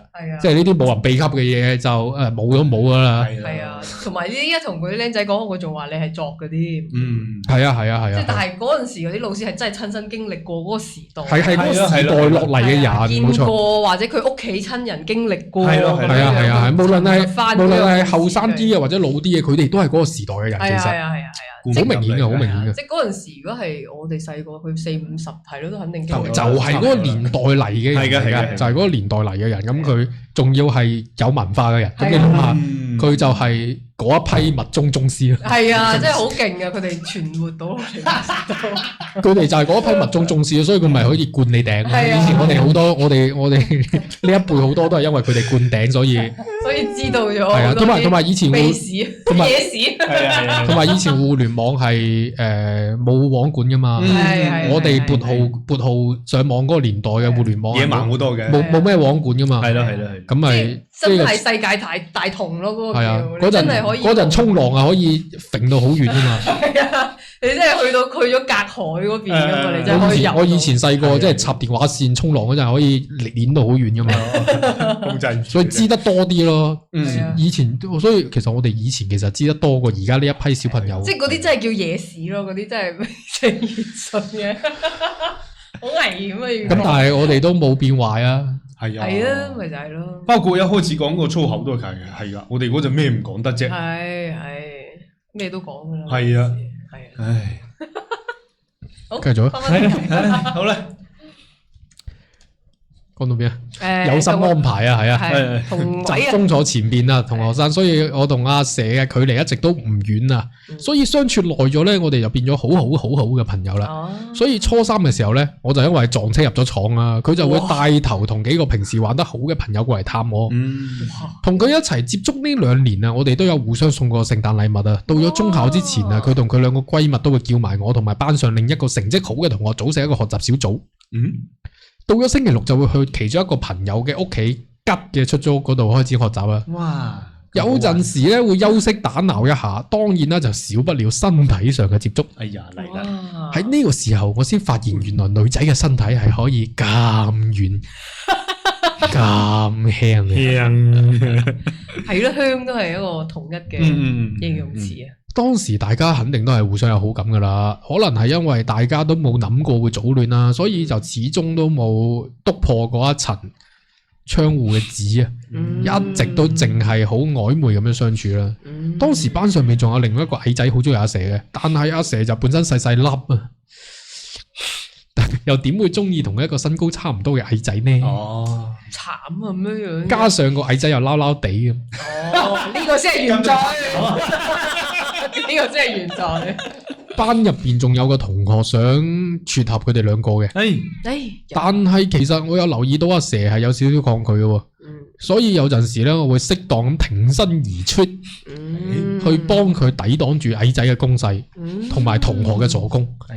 就係咁樣一齊度過咗3年嘅初中。因為中考嘅時候咧係全班第一。哇，勁喎你！當然啦，喺嶺南嘅普通班係全班第一，並唔代表到啲乜嘢嘅。但係咧，我差啲以為我要去讀中專啦，甚至已經去到中專嗰度報到咗啦。結果報到咗1個禮拜之後，班主任打咗電話俾我，話收到咗高中嘅錄取通知書，叫我翻學校攞。咁就係咁啦，阿眉返場啊。阿眉啊，仲返場啊？係啊，頭先個初中阿蛇都係打咗過場嘅應該。其實初中呢幾年啊，仲會時不時跟住老豆去阿眉屋企嘅，但係因為到咗青春期啦，異性之間多多少少有啲距離感啊，相處起嚟嘅話就冇小學嘅時候咁放得開啊，加埋初中後半段同阿蛇相處比較多啊，就冇點留意過阿眉啊。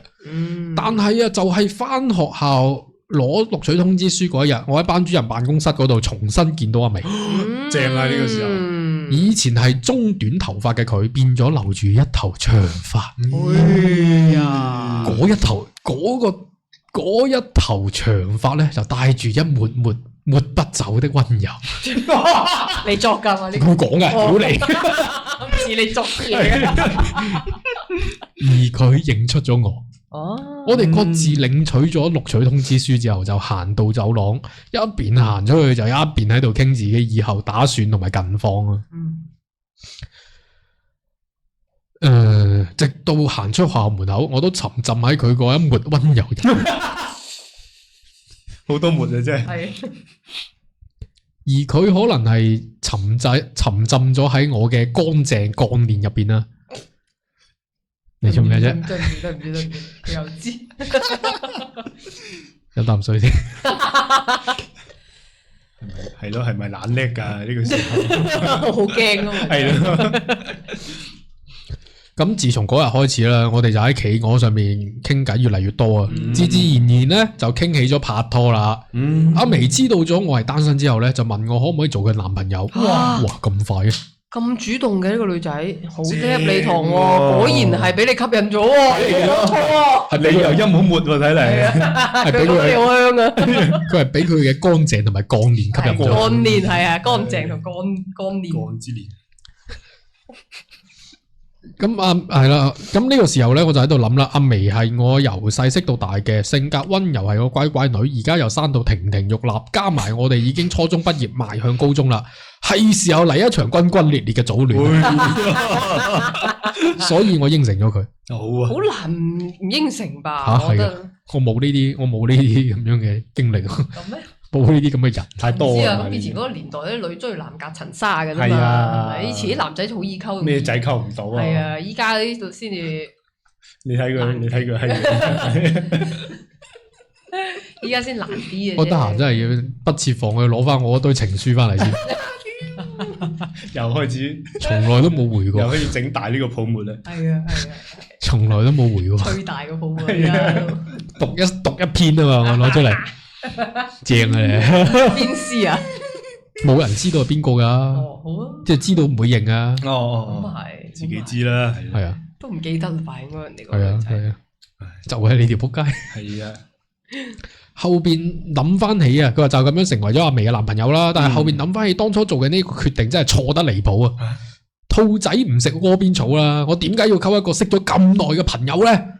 你又唔係咁，都唔係好窩邊啫。唔係，其實呢個窩邊草真係食一個死一個。我覺得佢呢個都唔係好窩邊啫。唔係即係唔講佢呢個話窩邊草呢件事，食一個死一個。啊，係嘅，窩邊草。從來冇一個係冇翻車嘅。係啊，真係慘。一聲嘆息。咁至於點解我會咁講咧？想知道嘅朋友可以喺邊度聽到咧？就可以喺網易雲、Spotify、Apple 小宇宙嘅播客咧，搜超咗 TV 就可以搜到我哋節目嚟聽啦。正啊！如果係想睇直播嘅朋友咧，可以每逢星期二、星期五夜晚8點半可以 B 站、Y 站、抖音啦，可以搜超咗 TV 就可以打開我哋嘅直播嚟睇嘅。咁我哋嘅直播咧就即時會講下一啲醫生嘅先入門診啦，先問診員咧，跟住講下啲案例啊，講下啲病例啊，分析下病例啊，教授。望聞問切係啊，望聞問切之後咧，我哋又到咗每期嘅患者投稿嘅時間嘅，跟住分析下每期患者嘅病例嘅，跟住俾出一啲少少嘅醫療建議咁樣嘅。係啊，咁如果你有你嘅病例或者你嘅故事想投稿嘅話咧，可以喺每期我哋節目下邊有個郵箱啊，發 email 俾我哋啊，又或者係添加師兄下邊呢一個綠色泡泡號啊，咁你又可以揾到足球小編嘅。咁你可以將你嘅投稿或者你嘅病徵啊，或者你嘅案例啊，或者你而家嘅困惑啦，或者你嘅感受啦，咁啊你可以發俾足球小編嘅，冇錯，係啦，咁我哋就會喺跟住嚟嘅節目入邊就會聽診噶啦，就在線問診噶啦，可以點啊？咁每期我哋讀完投稿環節之後咧，大家有短故事或者短嘅病症想分享嘅話咧，可以都係添加呢個綠色泡泡號，就可以打電話上嚟現場連線講下你個病徵嘅。正啊，好標準的粵語。係啦，係咯，咁標準嘅粵語係因為我哋呢個節目就係純粵語節目嚟嘅，每一期就會有3位茂利啊、蛋散啊，就有阿瓜、有馬騮、有師兄啦。冇錯，係啊，呢3個醫師咧，大夫咧都會同你分析下你病症嘅。醫你啊唔敢當啊，大家交流切磋下。3碗水煲埋1碗水倒咗。係啊，交流切磋下咁啊。咁我同阿眉雖然係小學、初中都係同佢同一間學校啊，但係高中咧就冇咁好彩啦。我係考入咗喺城區入邊嘅高中啦，而阿眉分數差少少，所以佢考咗高中喺鄉鎮入邊嘅學校。咁所以咧，我就係一個走讀啊，而佢係留宿嘅。啱啱踏入高中係因為我係公認差嘅學校考上去嘅。俾人歧視，俾人笑。又喺當時係流行用5800、500M0同埋5230嘅年代。哇，好似知道咩年代喎我。我攞出咗一部三星 S1。三星 S1。個人係十分咁驕傲嘅。所以當時咧，我醫得可怕。一入高中就識咗好幾個新朋友啊，其中包括參與咗我成個高中嘅阿俊同埋前度小春啊。小春女仔嚟㗎啫。500M0嘅年代咪差唔多咯，你攞部三星 S1 係攞老閪嘅。係咯。咁先唔講咁遠啦，講翻阿眉啊，因為學校唔同啊，同佢嘅聯繫咧就只可以靠企鵝啊，連封閉式軍訓嘅時候都要帶多2嚿電池啊，驚手機冇電充唔到電，聯繫唔上阿眉。係嘅。好 school 啊，仲有嗰個。係啊，而家啲00後真係聽唔明啊，點解手機要帶多2嚿電啊？係以為你充電寶啊？係啊。你點樣2嚿電啊？換電。我哋而家整啲萬能充，我哋好正。我哋啲周邊啊整翻個萬能充，嗰啲00後唔識嘅。好閪難用喎佢嗰個，即係你要對得準㗎。係啊，超度喎，咁樣夾。正啊！你都唔夠知，仲可以充啲咩嗰嚿嘢？得嘅應該。主要係咁。就係咁樣啦，就一直傾偈傾到去年尾嘅聖誕之前啊。喺聖誕之前咧，我就問佢想要咩類型嘅聖誕禮物。佢就一句想要我。又嚟。我即場，點解我哋細個冇遇過呢啲人話我想要你？係咯，冇聽過呢啲嘢。呢撚事，可能都係直接上手啊！唔好多 BB 啊！你哋就係咁樣上乜撚啊？直接要I want that guy。No question。由細到大都唔係咁浪漫喎，你哋啊。佢啊，大家唔會講笑嘅啫，都係。你有呢啲嘅？有啊，梗係有啦，黐線嘅，好似你哋咁啊！我話當場打咗個突。我就問佢啦，你想要我做乜嘢啊？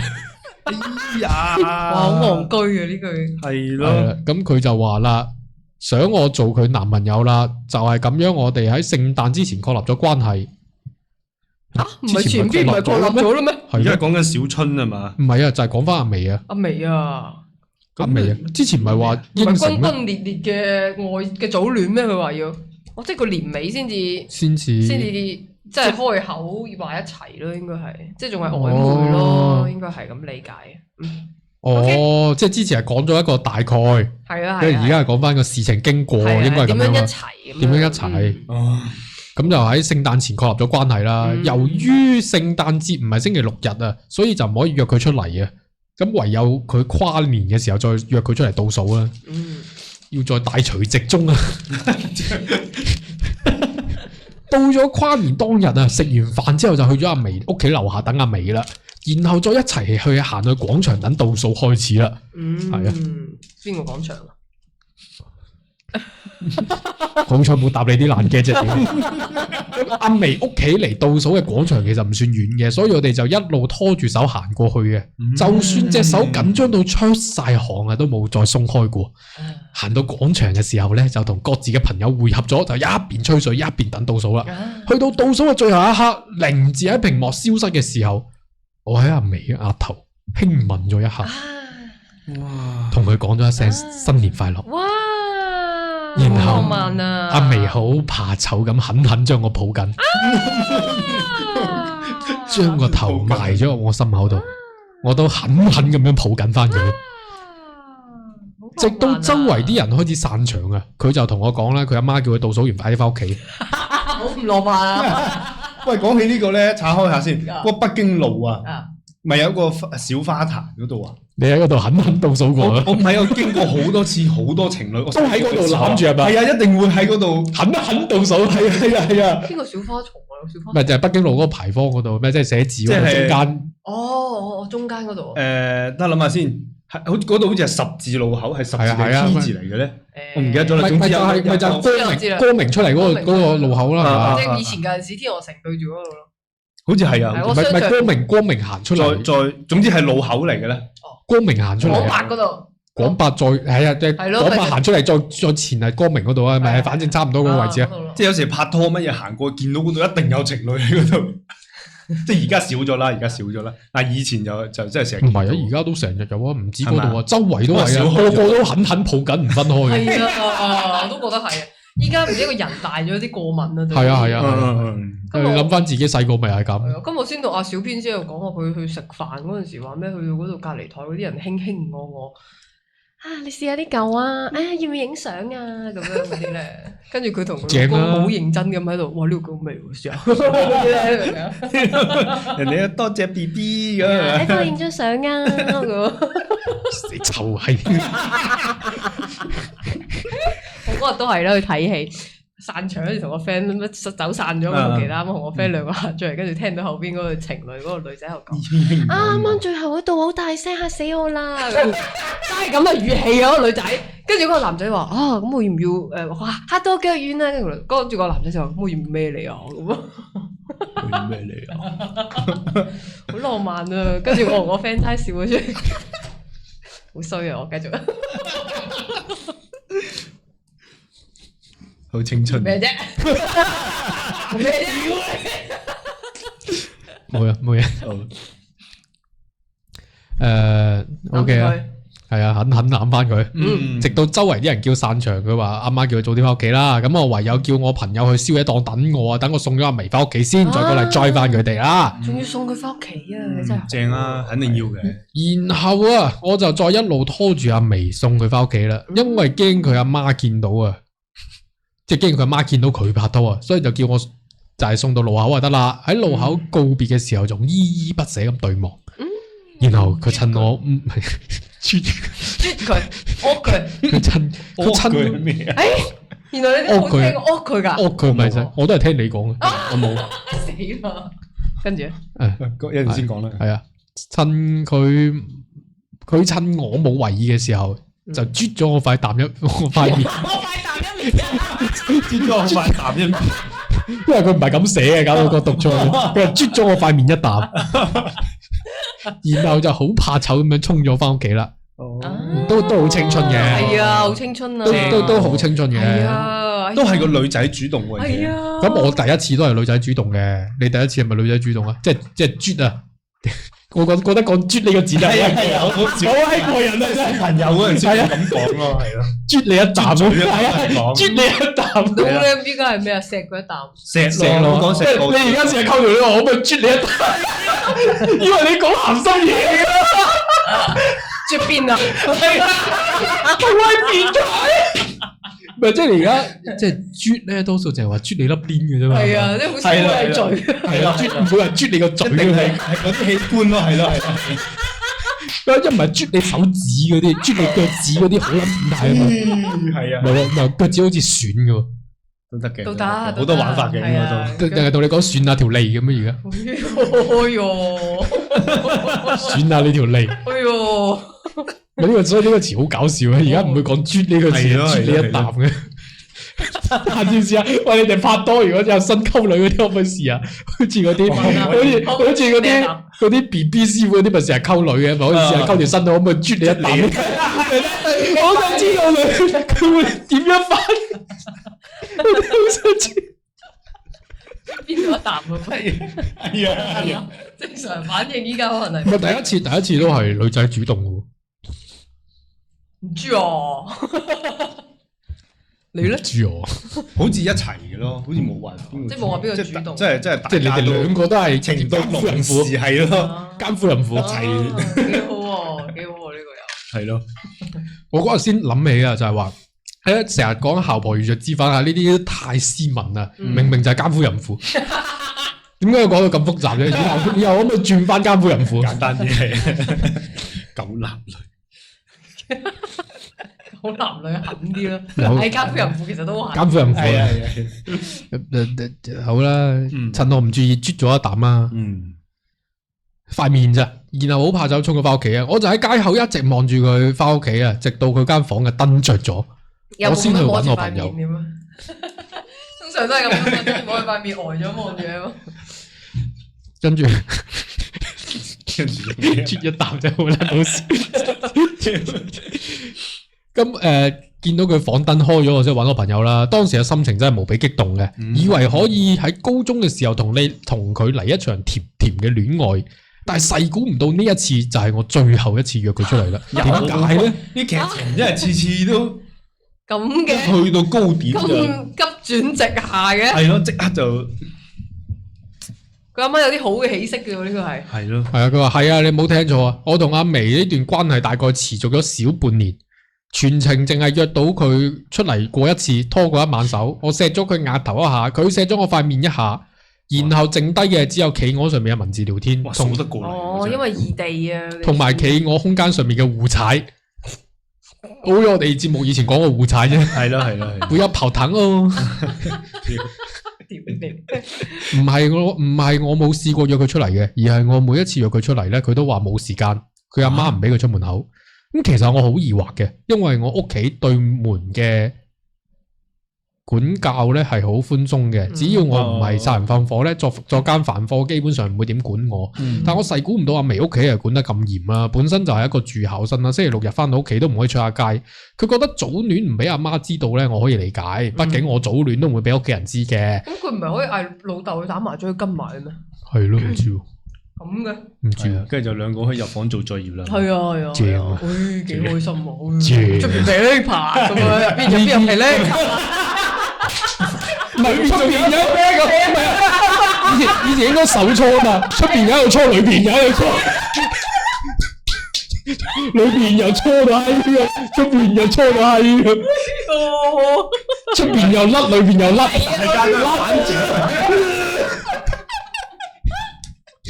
諗翻開心啊！真係甩下你係咩唔係先？主要係同埋佢咁認真打麻雀，係唔會在唔會知意道㗎係啊係啊，唔會在意任何係啊，唔好嘈鳩住我食糊啊！係啊係啊係啊，咁係啊，每個禮拜六想約佢出嚟都拒絕啦。而我對佢嘅熱情好感咧，都係喺佢一次次嘅拒絕之下，一點點變淡啊！咁奇怪嘅，直到後嚟，我阿媽發現我同阿眉拍拖嘅聊天記錄，咁我阿媽當場雷霆大怒啊！你知唔知佢阿媽成日贏我錢㗎？唔係呢個假啊！呢個係呢個我講啊！呢個我講啊！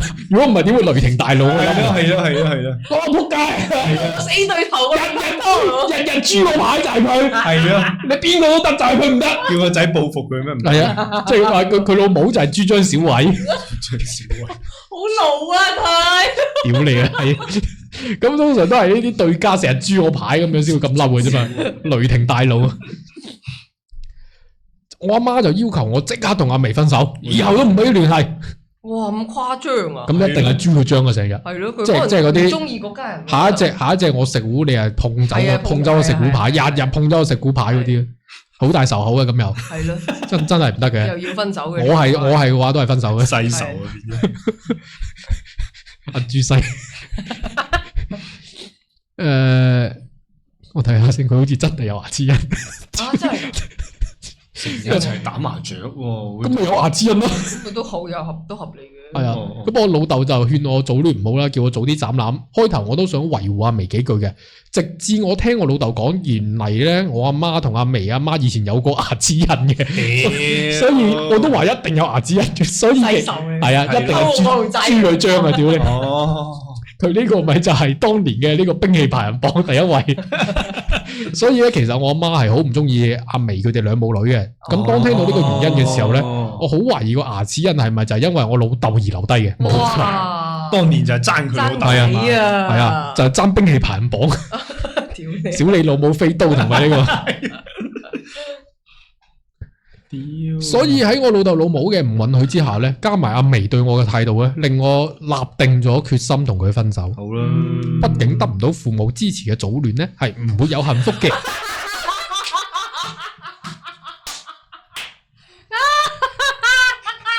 勾嘢嚟㗎。點諗到嘅你？係。我想話邊個早戀係得到父母嘅支持？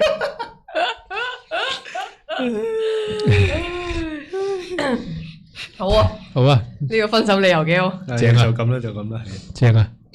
下一位，後嚟咧，我就係用我個人理由去同阿眉提出分手啊。理由就係同佢拍拖同網戀差唔多啦。我希望嘅戀愛係可以陪伴喺身邊嘅，即使陪伴唔到咁多啦，起碼都可以出嚟行下街、睇下戲、食下嘢。但係阿眉一樣都冇做到過，我對佢已經死心。睇嚟佢老母又講咗呢啲嘢喎，可能。我就知道對方老母都知道咗佢哋分手，嗰個閪仔唔可以同呢個野仔一齊。係咯，關係不能 join 咁啊嘛。係啊，即係唔可以係佢咁樣咯。豬細，你搞乜家伙嘢？OK，霹靂雷咩？OK，從此以後唔好再聯繫啦。當佢聽到你呢個原因，所以我要同佢斷崖式分手之後，佢就纏住佢父母幫佢轉校，轉翻嚟鳳仙嘅高中部。哦，因為鳳仙就喺我屋企附近。咁佢阿媽冇同佢講。係啊，咁人哋阿眉冇乜所謂啊。你有世俗嘅偏見喎。係佢。你有世俗嘅偏見。係真係阿媽唔俾佢出喎，咁就即係佢即係想轉校喎。係啊，因為鳳仙就喺我屋企附近嘅。仲喺所有可以揾到我嘅社交軟件問我點解要同佢分手，哇！咁人哋好 hurt 喎，係，即係好 hurt，人哋唔係專登避開唔見你喎，係咯？點解咧？咁啊真係阿媽唔俾咯，出街咯，真係驚你個閪仔掟咗我女咯，係啊，學壞啊嗰啲咯，係啊，真係唔俾咯，真係嚴咯，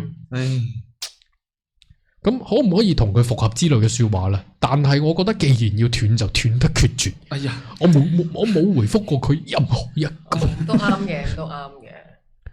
開頭仲忍心將佢嘅聯繫方式，唔忍心將佢嘅聯繫方式刪除。到後邊啊，佢無休止咁揾我，令我覺得煩厭啊！我就將佢嘅所有聯繫方式拉下。哎呀！但係嗰陣時咧都係好流行玩頸巾啊。哦，即係大眼仔。即係唔需要關注都可以睇到對方發嘅動態。OK。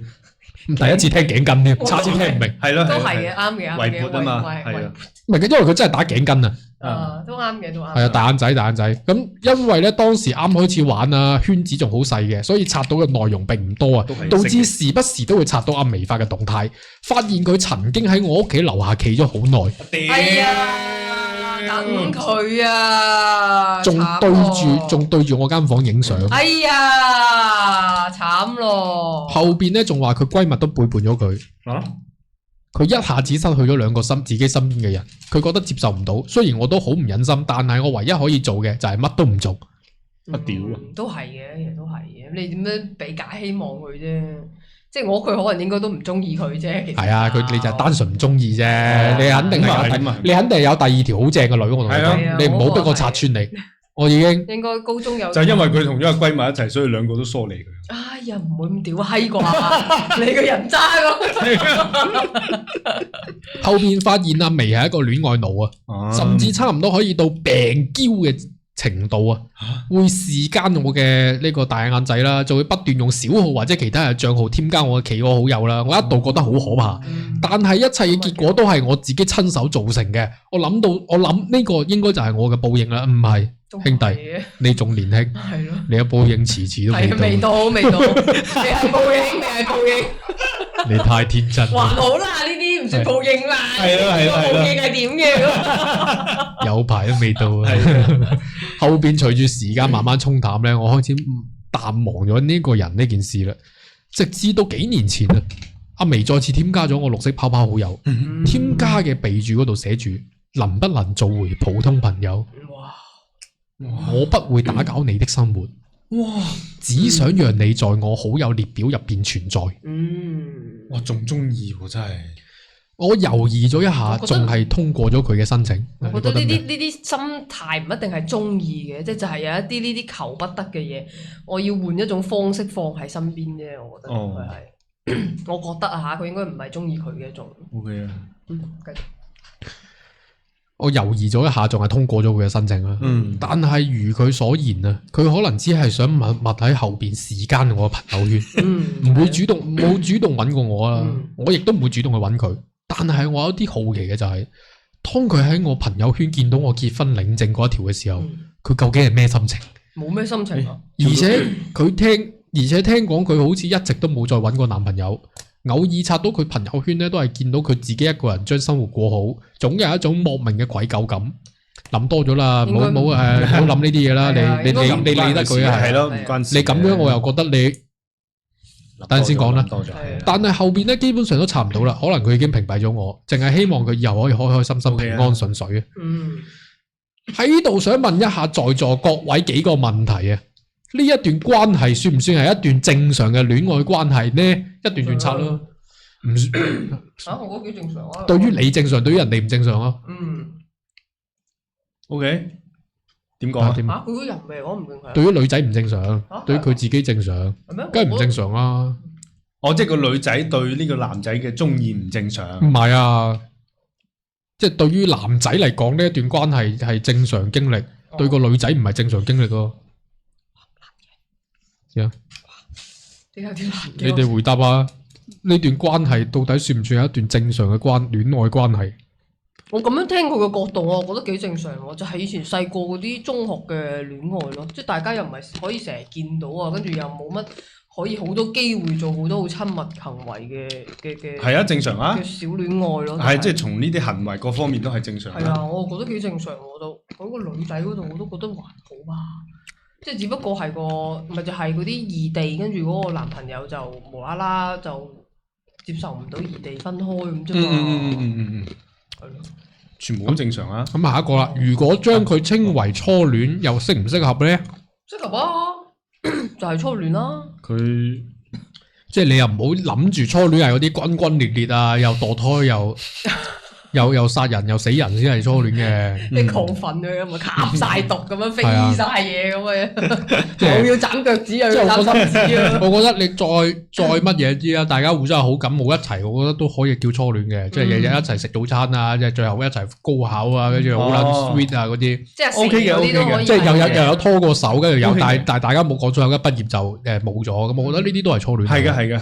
即係阿蛇嗰啲其實都可以係嘅，即係睇你想揀邊段。呢啲係咯，講感覺噶嘛，唔係話一定要你即係第一次對嗰個人真係有愛嘅感覺，咁樣就可以係初戀。係初戀啫嘛，係嘛？而且佢同阿蛇嗰啲互動都幾初戀啦，其實都。只不過呢個人係早識過阿蛇，所以佢可能佢就歸類喺初戀，其實都得嘅，睇你點定義。係咯。咁呢個真係開到口話係男女朋友互相承認啊嘛。係咯。即係阿蛇嗰啲就係。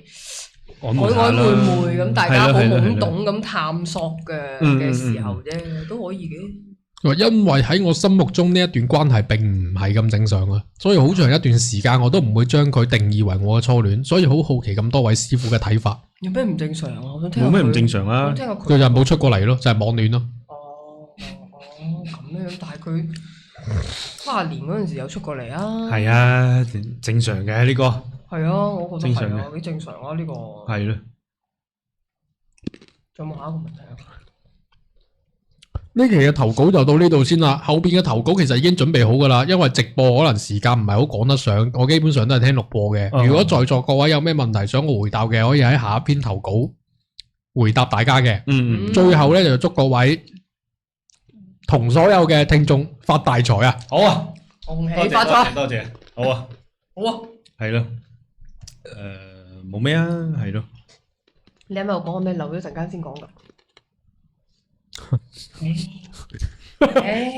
總之講埋啦，以後唔好係啊，唔好陣間先講。總之講撚埋。好難啊！你唔講。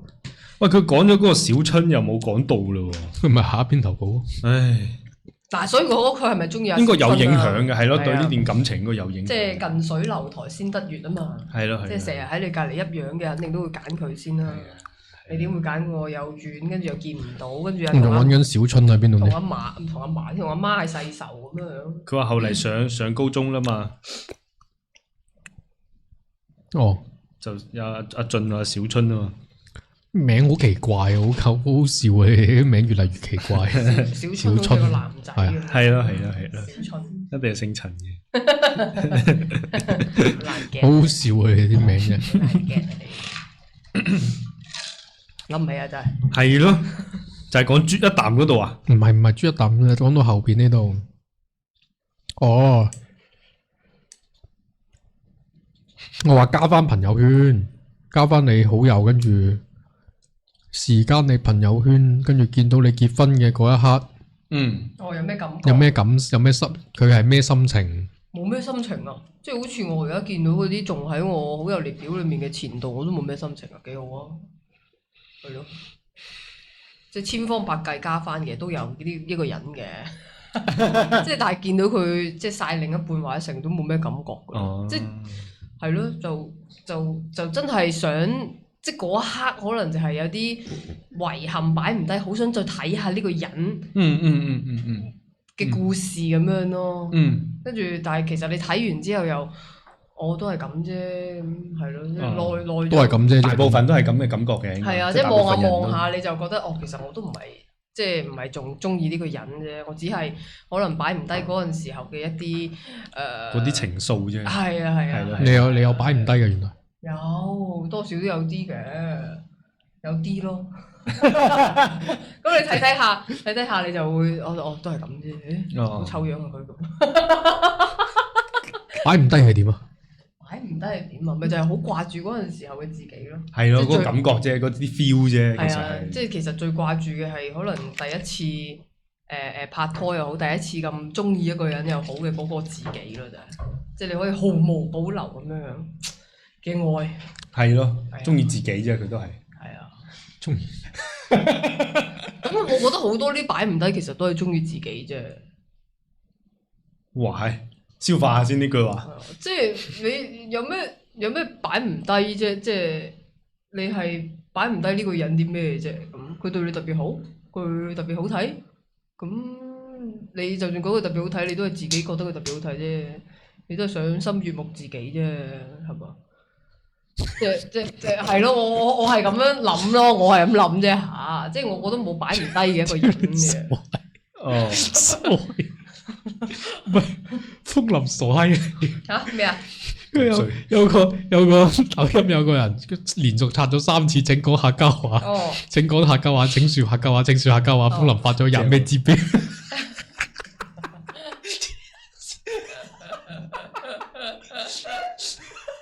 咪邊算啊牙我雖然客家人，但我真係唔識講客家話。佢咪打咗出嚟咯，你跟住讀就得噶啦。我唔知呢一句係咩意思。呢個廿咩字啤，你讀就得噶啦。廿咩字啤係得噶啦，冇嘢。係咩意思？講咗得噶啦。哦，你跟住佢讀就得。哦。咁咪第四啊！我喺少見人咁咪第四嘅，真係好閪衰。我覺得係鬧人嘅，我覺得。係啦，係啊，佢真係好閪衰。係咯，咁嘅你。呢個人好衰。你壞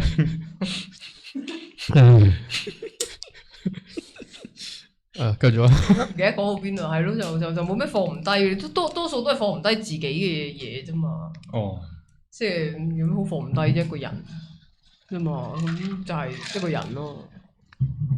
係啊，因為我哋見你睇下以往咁多投稿，好多人都好容易會有呢啲放唔低。係啊，始終有一個，哎呀，即係耿耿於懷。係啊，過好多年都仲喺度，係咯，有咩即係發夢夢到啊之類啊，點樣掛住啊咁樣，係咯。係啊，咁你咪係啊，即係嗰陣時我都好認真諗過呢個問題，即係都有人問過我，即係你究竟放唔低啲咩咧咁，我就好認真思考呢個問題，即係嗰陣思考好多年之後，其實我就覺得其實係真係好似冇咩放唔低嘅啫喎，即係呢個人佢又唔係話即係特別好睇，對我特別好啊咁如果特別好睇咧？即係如果特別好睇，咁你真係放唔低啦。咁你咪就係其實就係賞心悅目啫嘛，你覺得佢好睇，你都係為咗自己嘅視覺啫嘛，係咪？佢對你特別好，咁你都係為咗自己啫嘛。佢對我特別好喎，咁因為你明唔明啊？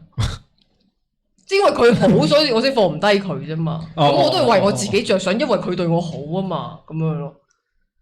哦，係咯，即係我最後我自己諗咗咁多年諗出嚟嘅嘢咯。咁我都放唔低，無非都係呢兩樣嘅啫嘛。你要開個馬騮大佬嘅一個專欄喺度。係咯。唔係咁，你包括嗰啲即係你話覺得佢靚啊，咁呢啲嘢都係因人而異嘅啫。咁我就係覺得佢靚，我就係對佢有 feel，咁就真係冇辦法噶喎。係啊，係冇咪就係你覺得佢靚啫嘛，你都係滿足你自己啫嘛，其實就係，即係你放唔低都係滿足你自己啫嘛。即係講到尾就係，即係佢特別好屌，咪即係因為佢特別好屌，你放唔低佢咯。你明唔明啊？即係你都係為咗取悅自己啫嘛。我覺得佢好好屌，你明唔明啊？係啊。即係佢技術好好咁樣，哦，係咪？係佢呢個係佢嘅優點，但係你都係為咗自身嘅舒服出發噶嘛。係啊，咁其實咪就係都係放唔低，都係因為都係為咗自己啫嘛。哦，OK，所以其實冇咩人係放唔低㗎，你唔好咁自私，你咪放得低咯。哇係，哇係，你有冇誤到啊？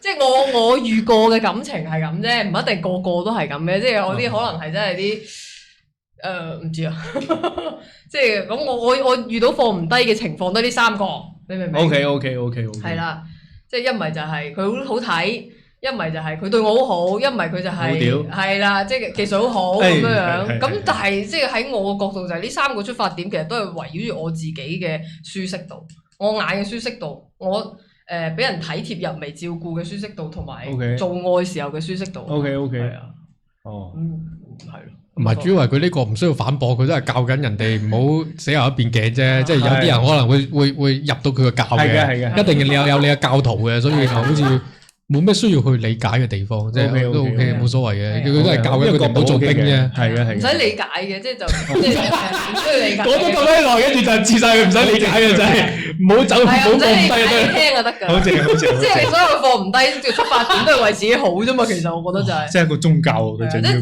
就係自私嘅行為啫嘛。你放唔低係嘛？係啊，有教徒嘅，有教徒一定得嘅。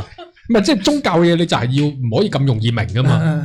你太容易明，你太容易明，你又唔使嗰啲大家喺度傳教啊。你又俾人拉鳩咗，第一個喺度傳下睇下翻下本經書，係，冇講中文先翻下本 Bible 啊，係咁樣馬騮經啊。大家俾人拉咗第一個拉鳩埋你，大家仲要一齊圍讀啊！因為你覺得呢個係咩意思啊，師兄？師姐，你覺得呢個咩意思啊？唔係馬騮我一路講啊，唔係咁你放唔低有咩原因啊？係啊，嗱，只係打住啦。唔係咁你放唔低有咩原因嚟？係啊，你叫班長出嚟回答，企起身。而家你問下班長，咁你放唔低有咩原因？跟住開始同佢解讀啊。係啊。係啊，咁你放唔低咩原因？我幫你拆解下，我幫你解下。大家一定要圍讀啊！一齊喺度。你有咩放唔低啊？因為你自己喺度講啊。我琴晚打包咗嘅嘢未食晒。我諗幾放唔低，幾放唔低。今晚可能唔食得啦。我想食咗佢喎，咁樣。嗱，咁咪滿足自己嘅食慾咯，係嘛？咁你咪應該放低佢，係咪？唔係啊，我驚我係浪費放唔低啫，即係放唔低呢個攞自己浪費嘅行為。即係我彌補唔到啦嘛，因為我已經錯過咗啦。咁點算啊，大師？咁冇辦法㗎，下次唔好咯。咁係咩？咁啊呢個情況，唔好講啲咁易明嘅嘢得唔得㗎？你講多10分鐘啦。係啊。我覺得我啱啱講得好易明喎，我唔知邊一 part 唔明喎。馬大師。呢個師傅係啊，就係咁啦。我唔知啊，唔知呢個師傅聽咗你10分鐘嘢，可唔可以明唔明白到少少？你嗰啲放唔低嘅？唔係，其實我覺得明咗嘅話咧，就冇嘢係放唔低噶啦。你真係去到係即係天人啦，已經上到天人嗰一步，填個方入教啦你。係啊，冇錯。係奉勸大家入咗馬騮教。係啊，明咗嘅話，你係冇嘢放唔低啊！人生啊，再都冇煩惱。你越嚟你自己越講越似邪教啊！對呢個。我係驚俾人拉起咗，我陣間出去。正啦，呢個係啊，不如俾你宣傳下。唔知呢個師傅最後有冇可以悟到少少真理出嚟？係咯。喂，講翻個屋佢。屋佢冇聽過咩？屋佢啊，真係冇聽過。其實就係啜。係啊，就係錫佢啫嘛。就係錫。係啊，即係個嘴。屋。咁就叫屋。你咁樣啜佢噶嘛？好多人都。即係我係咁理解，我以前我都聽我阿婆講，即係但係佢話呢個詞好粗俗嘅，即係屋佢，即係粗俗啲，即係帶啲性暗示嘅。係啊，因為佢喺個界限裏邊咧，過癮都係唔好嘅詞嚟嘅，所以我都唔知點判斷，因為佢唔俾咁爽係咪？以前食壓抑啊，太過癮係唔俾，因為喺佢。喺佢概念裏面，過癮係同吸毒有關，所以佢就係覺得呢個詞係咯，呢個詞係喺佢哋嘅概念裏面唔係一個好嘅詞。咁性癮都會沉迷嘅，唔俾咁爽嘅。係啊，即係過癮都唔得。我以前講過癮俾佢鬧，好好笑。唔好講呢啲咁嘅詞咁樣。哦，唔俾講過癮嘅原來。係啊，我以前喺屋企唔俾佢講過癮，即係依家就得。因為我問大個咗，我問我阿媽，我點解阿婆以前俾我講過癮咧？佢誒咪嗰啲覺得吸毒咯，嗰啲嘢咯，咁佢就覺得唔好咯。因為嗰啲人會咁講。係啦，因為你做嗰樣嘢就係過癮啊嘛，叫做咁樣咯。係啊。哦，咁樣 OK。係啊。冇其他意思嘅，即係依家可以嘅，即係冇咁多毒品啊嘛，依家係啊，即係禁毒做得好。好啊，你唔可以咁講啊！佢要講 DU 啊，DU 啊，咁 DU 做得好啊！唔使而家呢個網絡禁毒啊！呢個唔係，我覺得應該冇好夠膽，好似我哋頭先講咗咁多呢個字啊，全部都唔會講啊！係咩？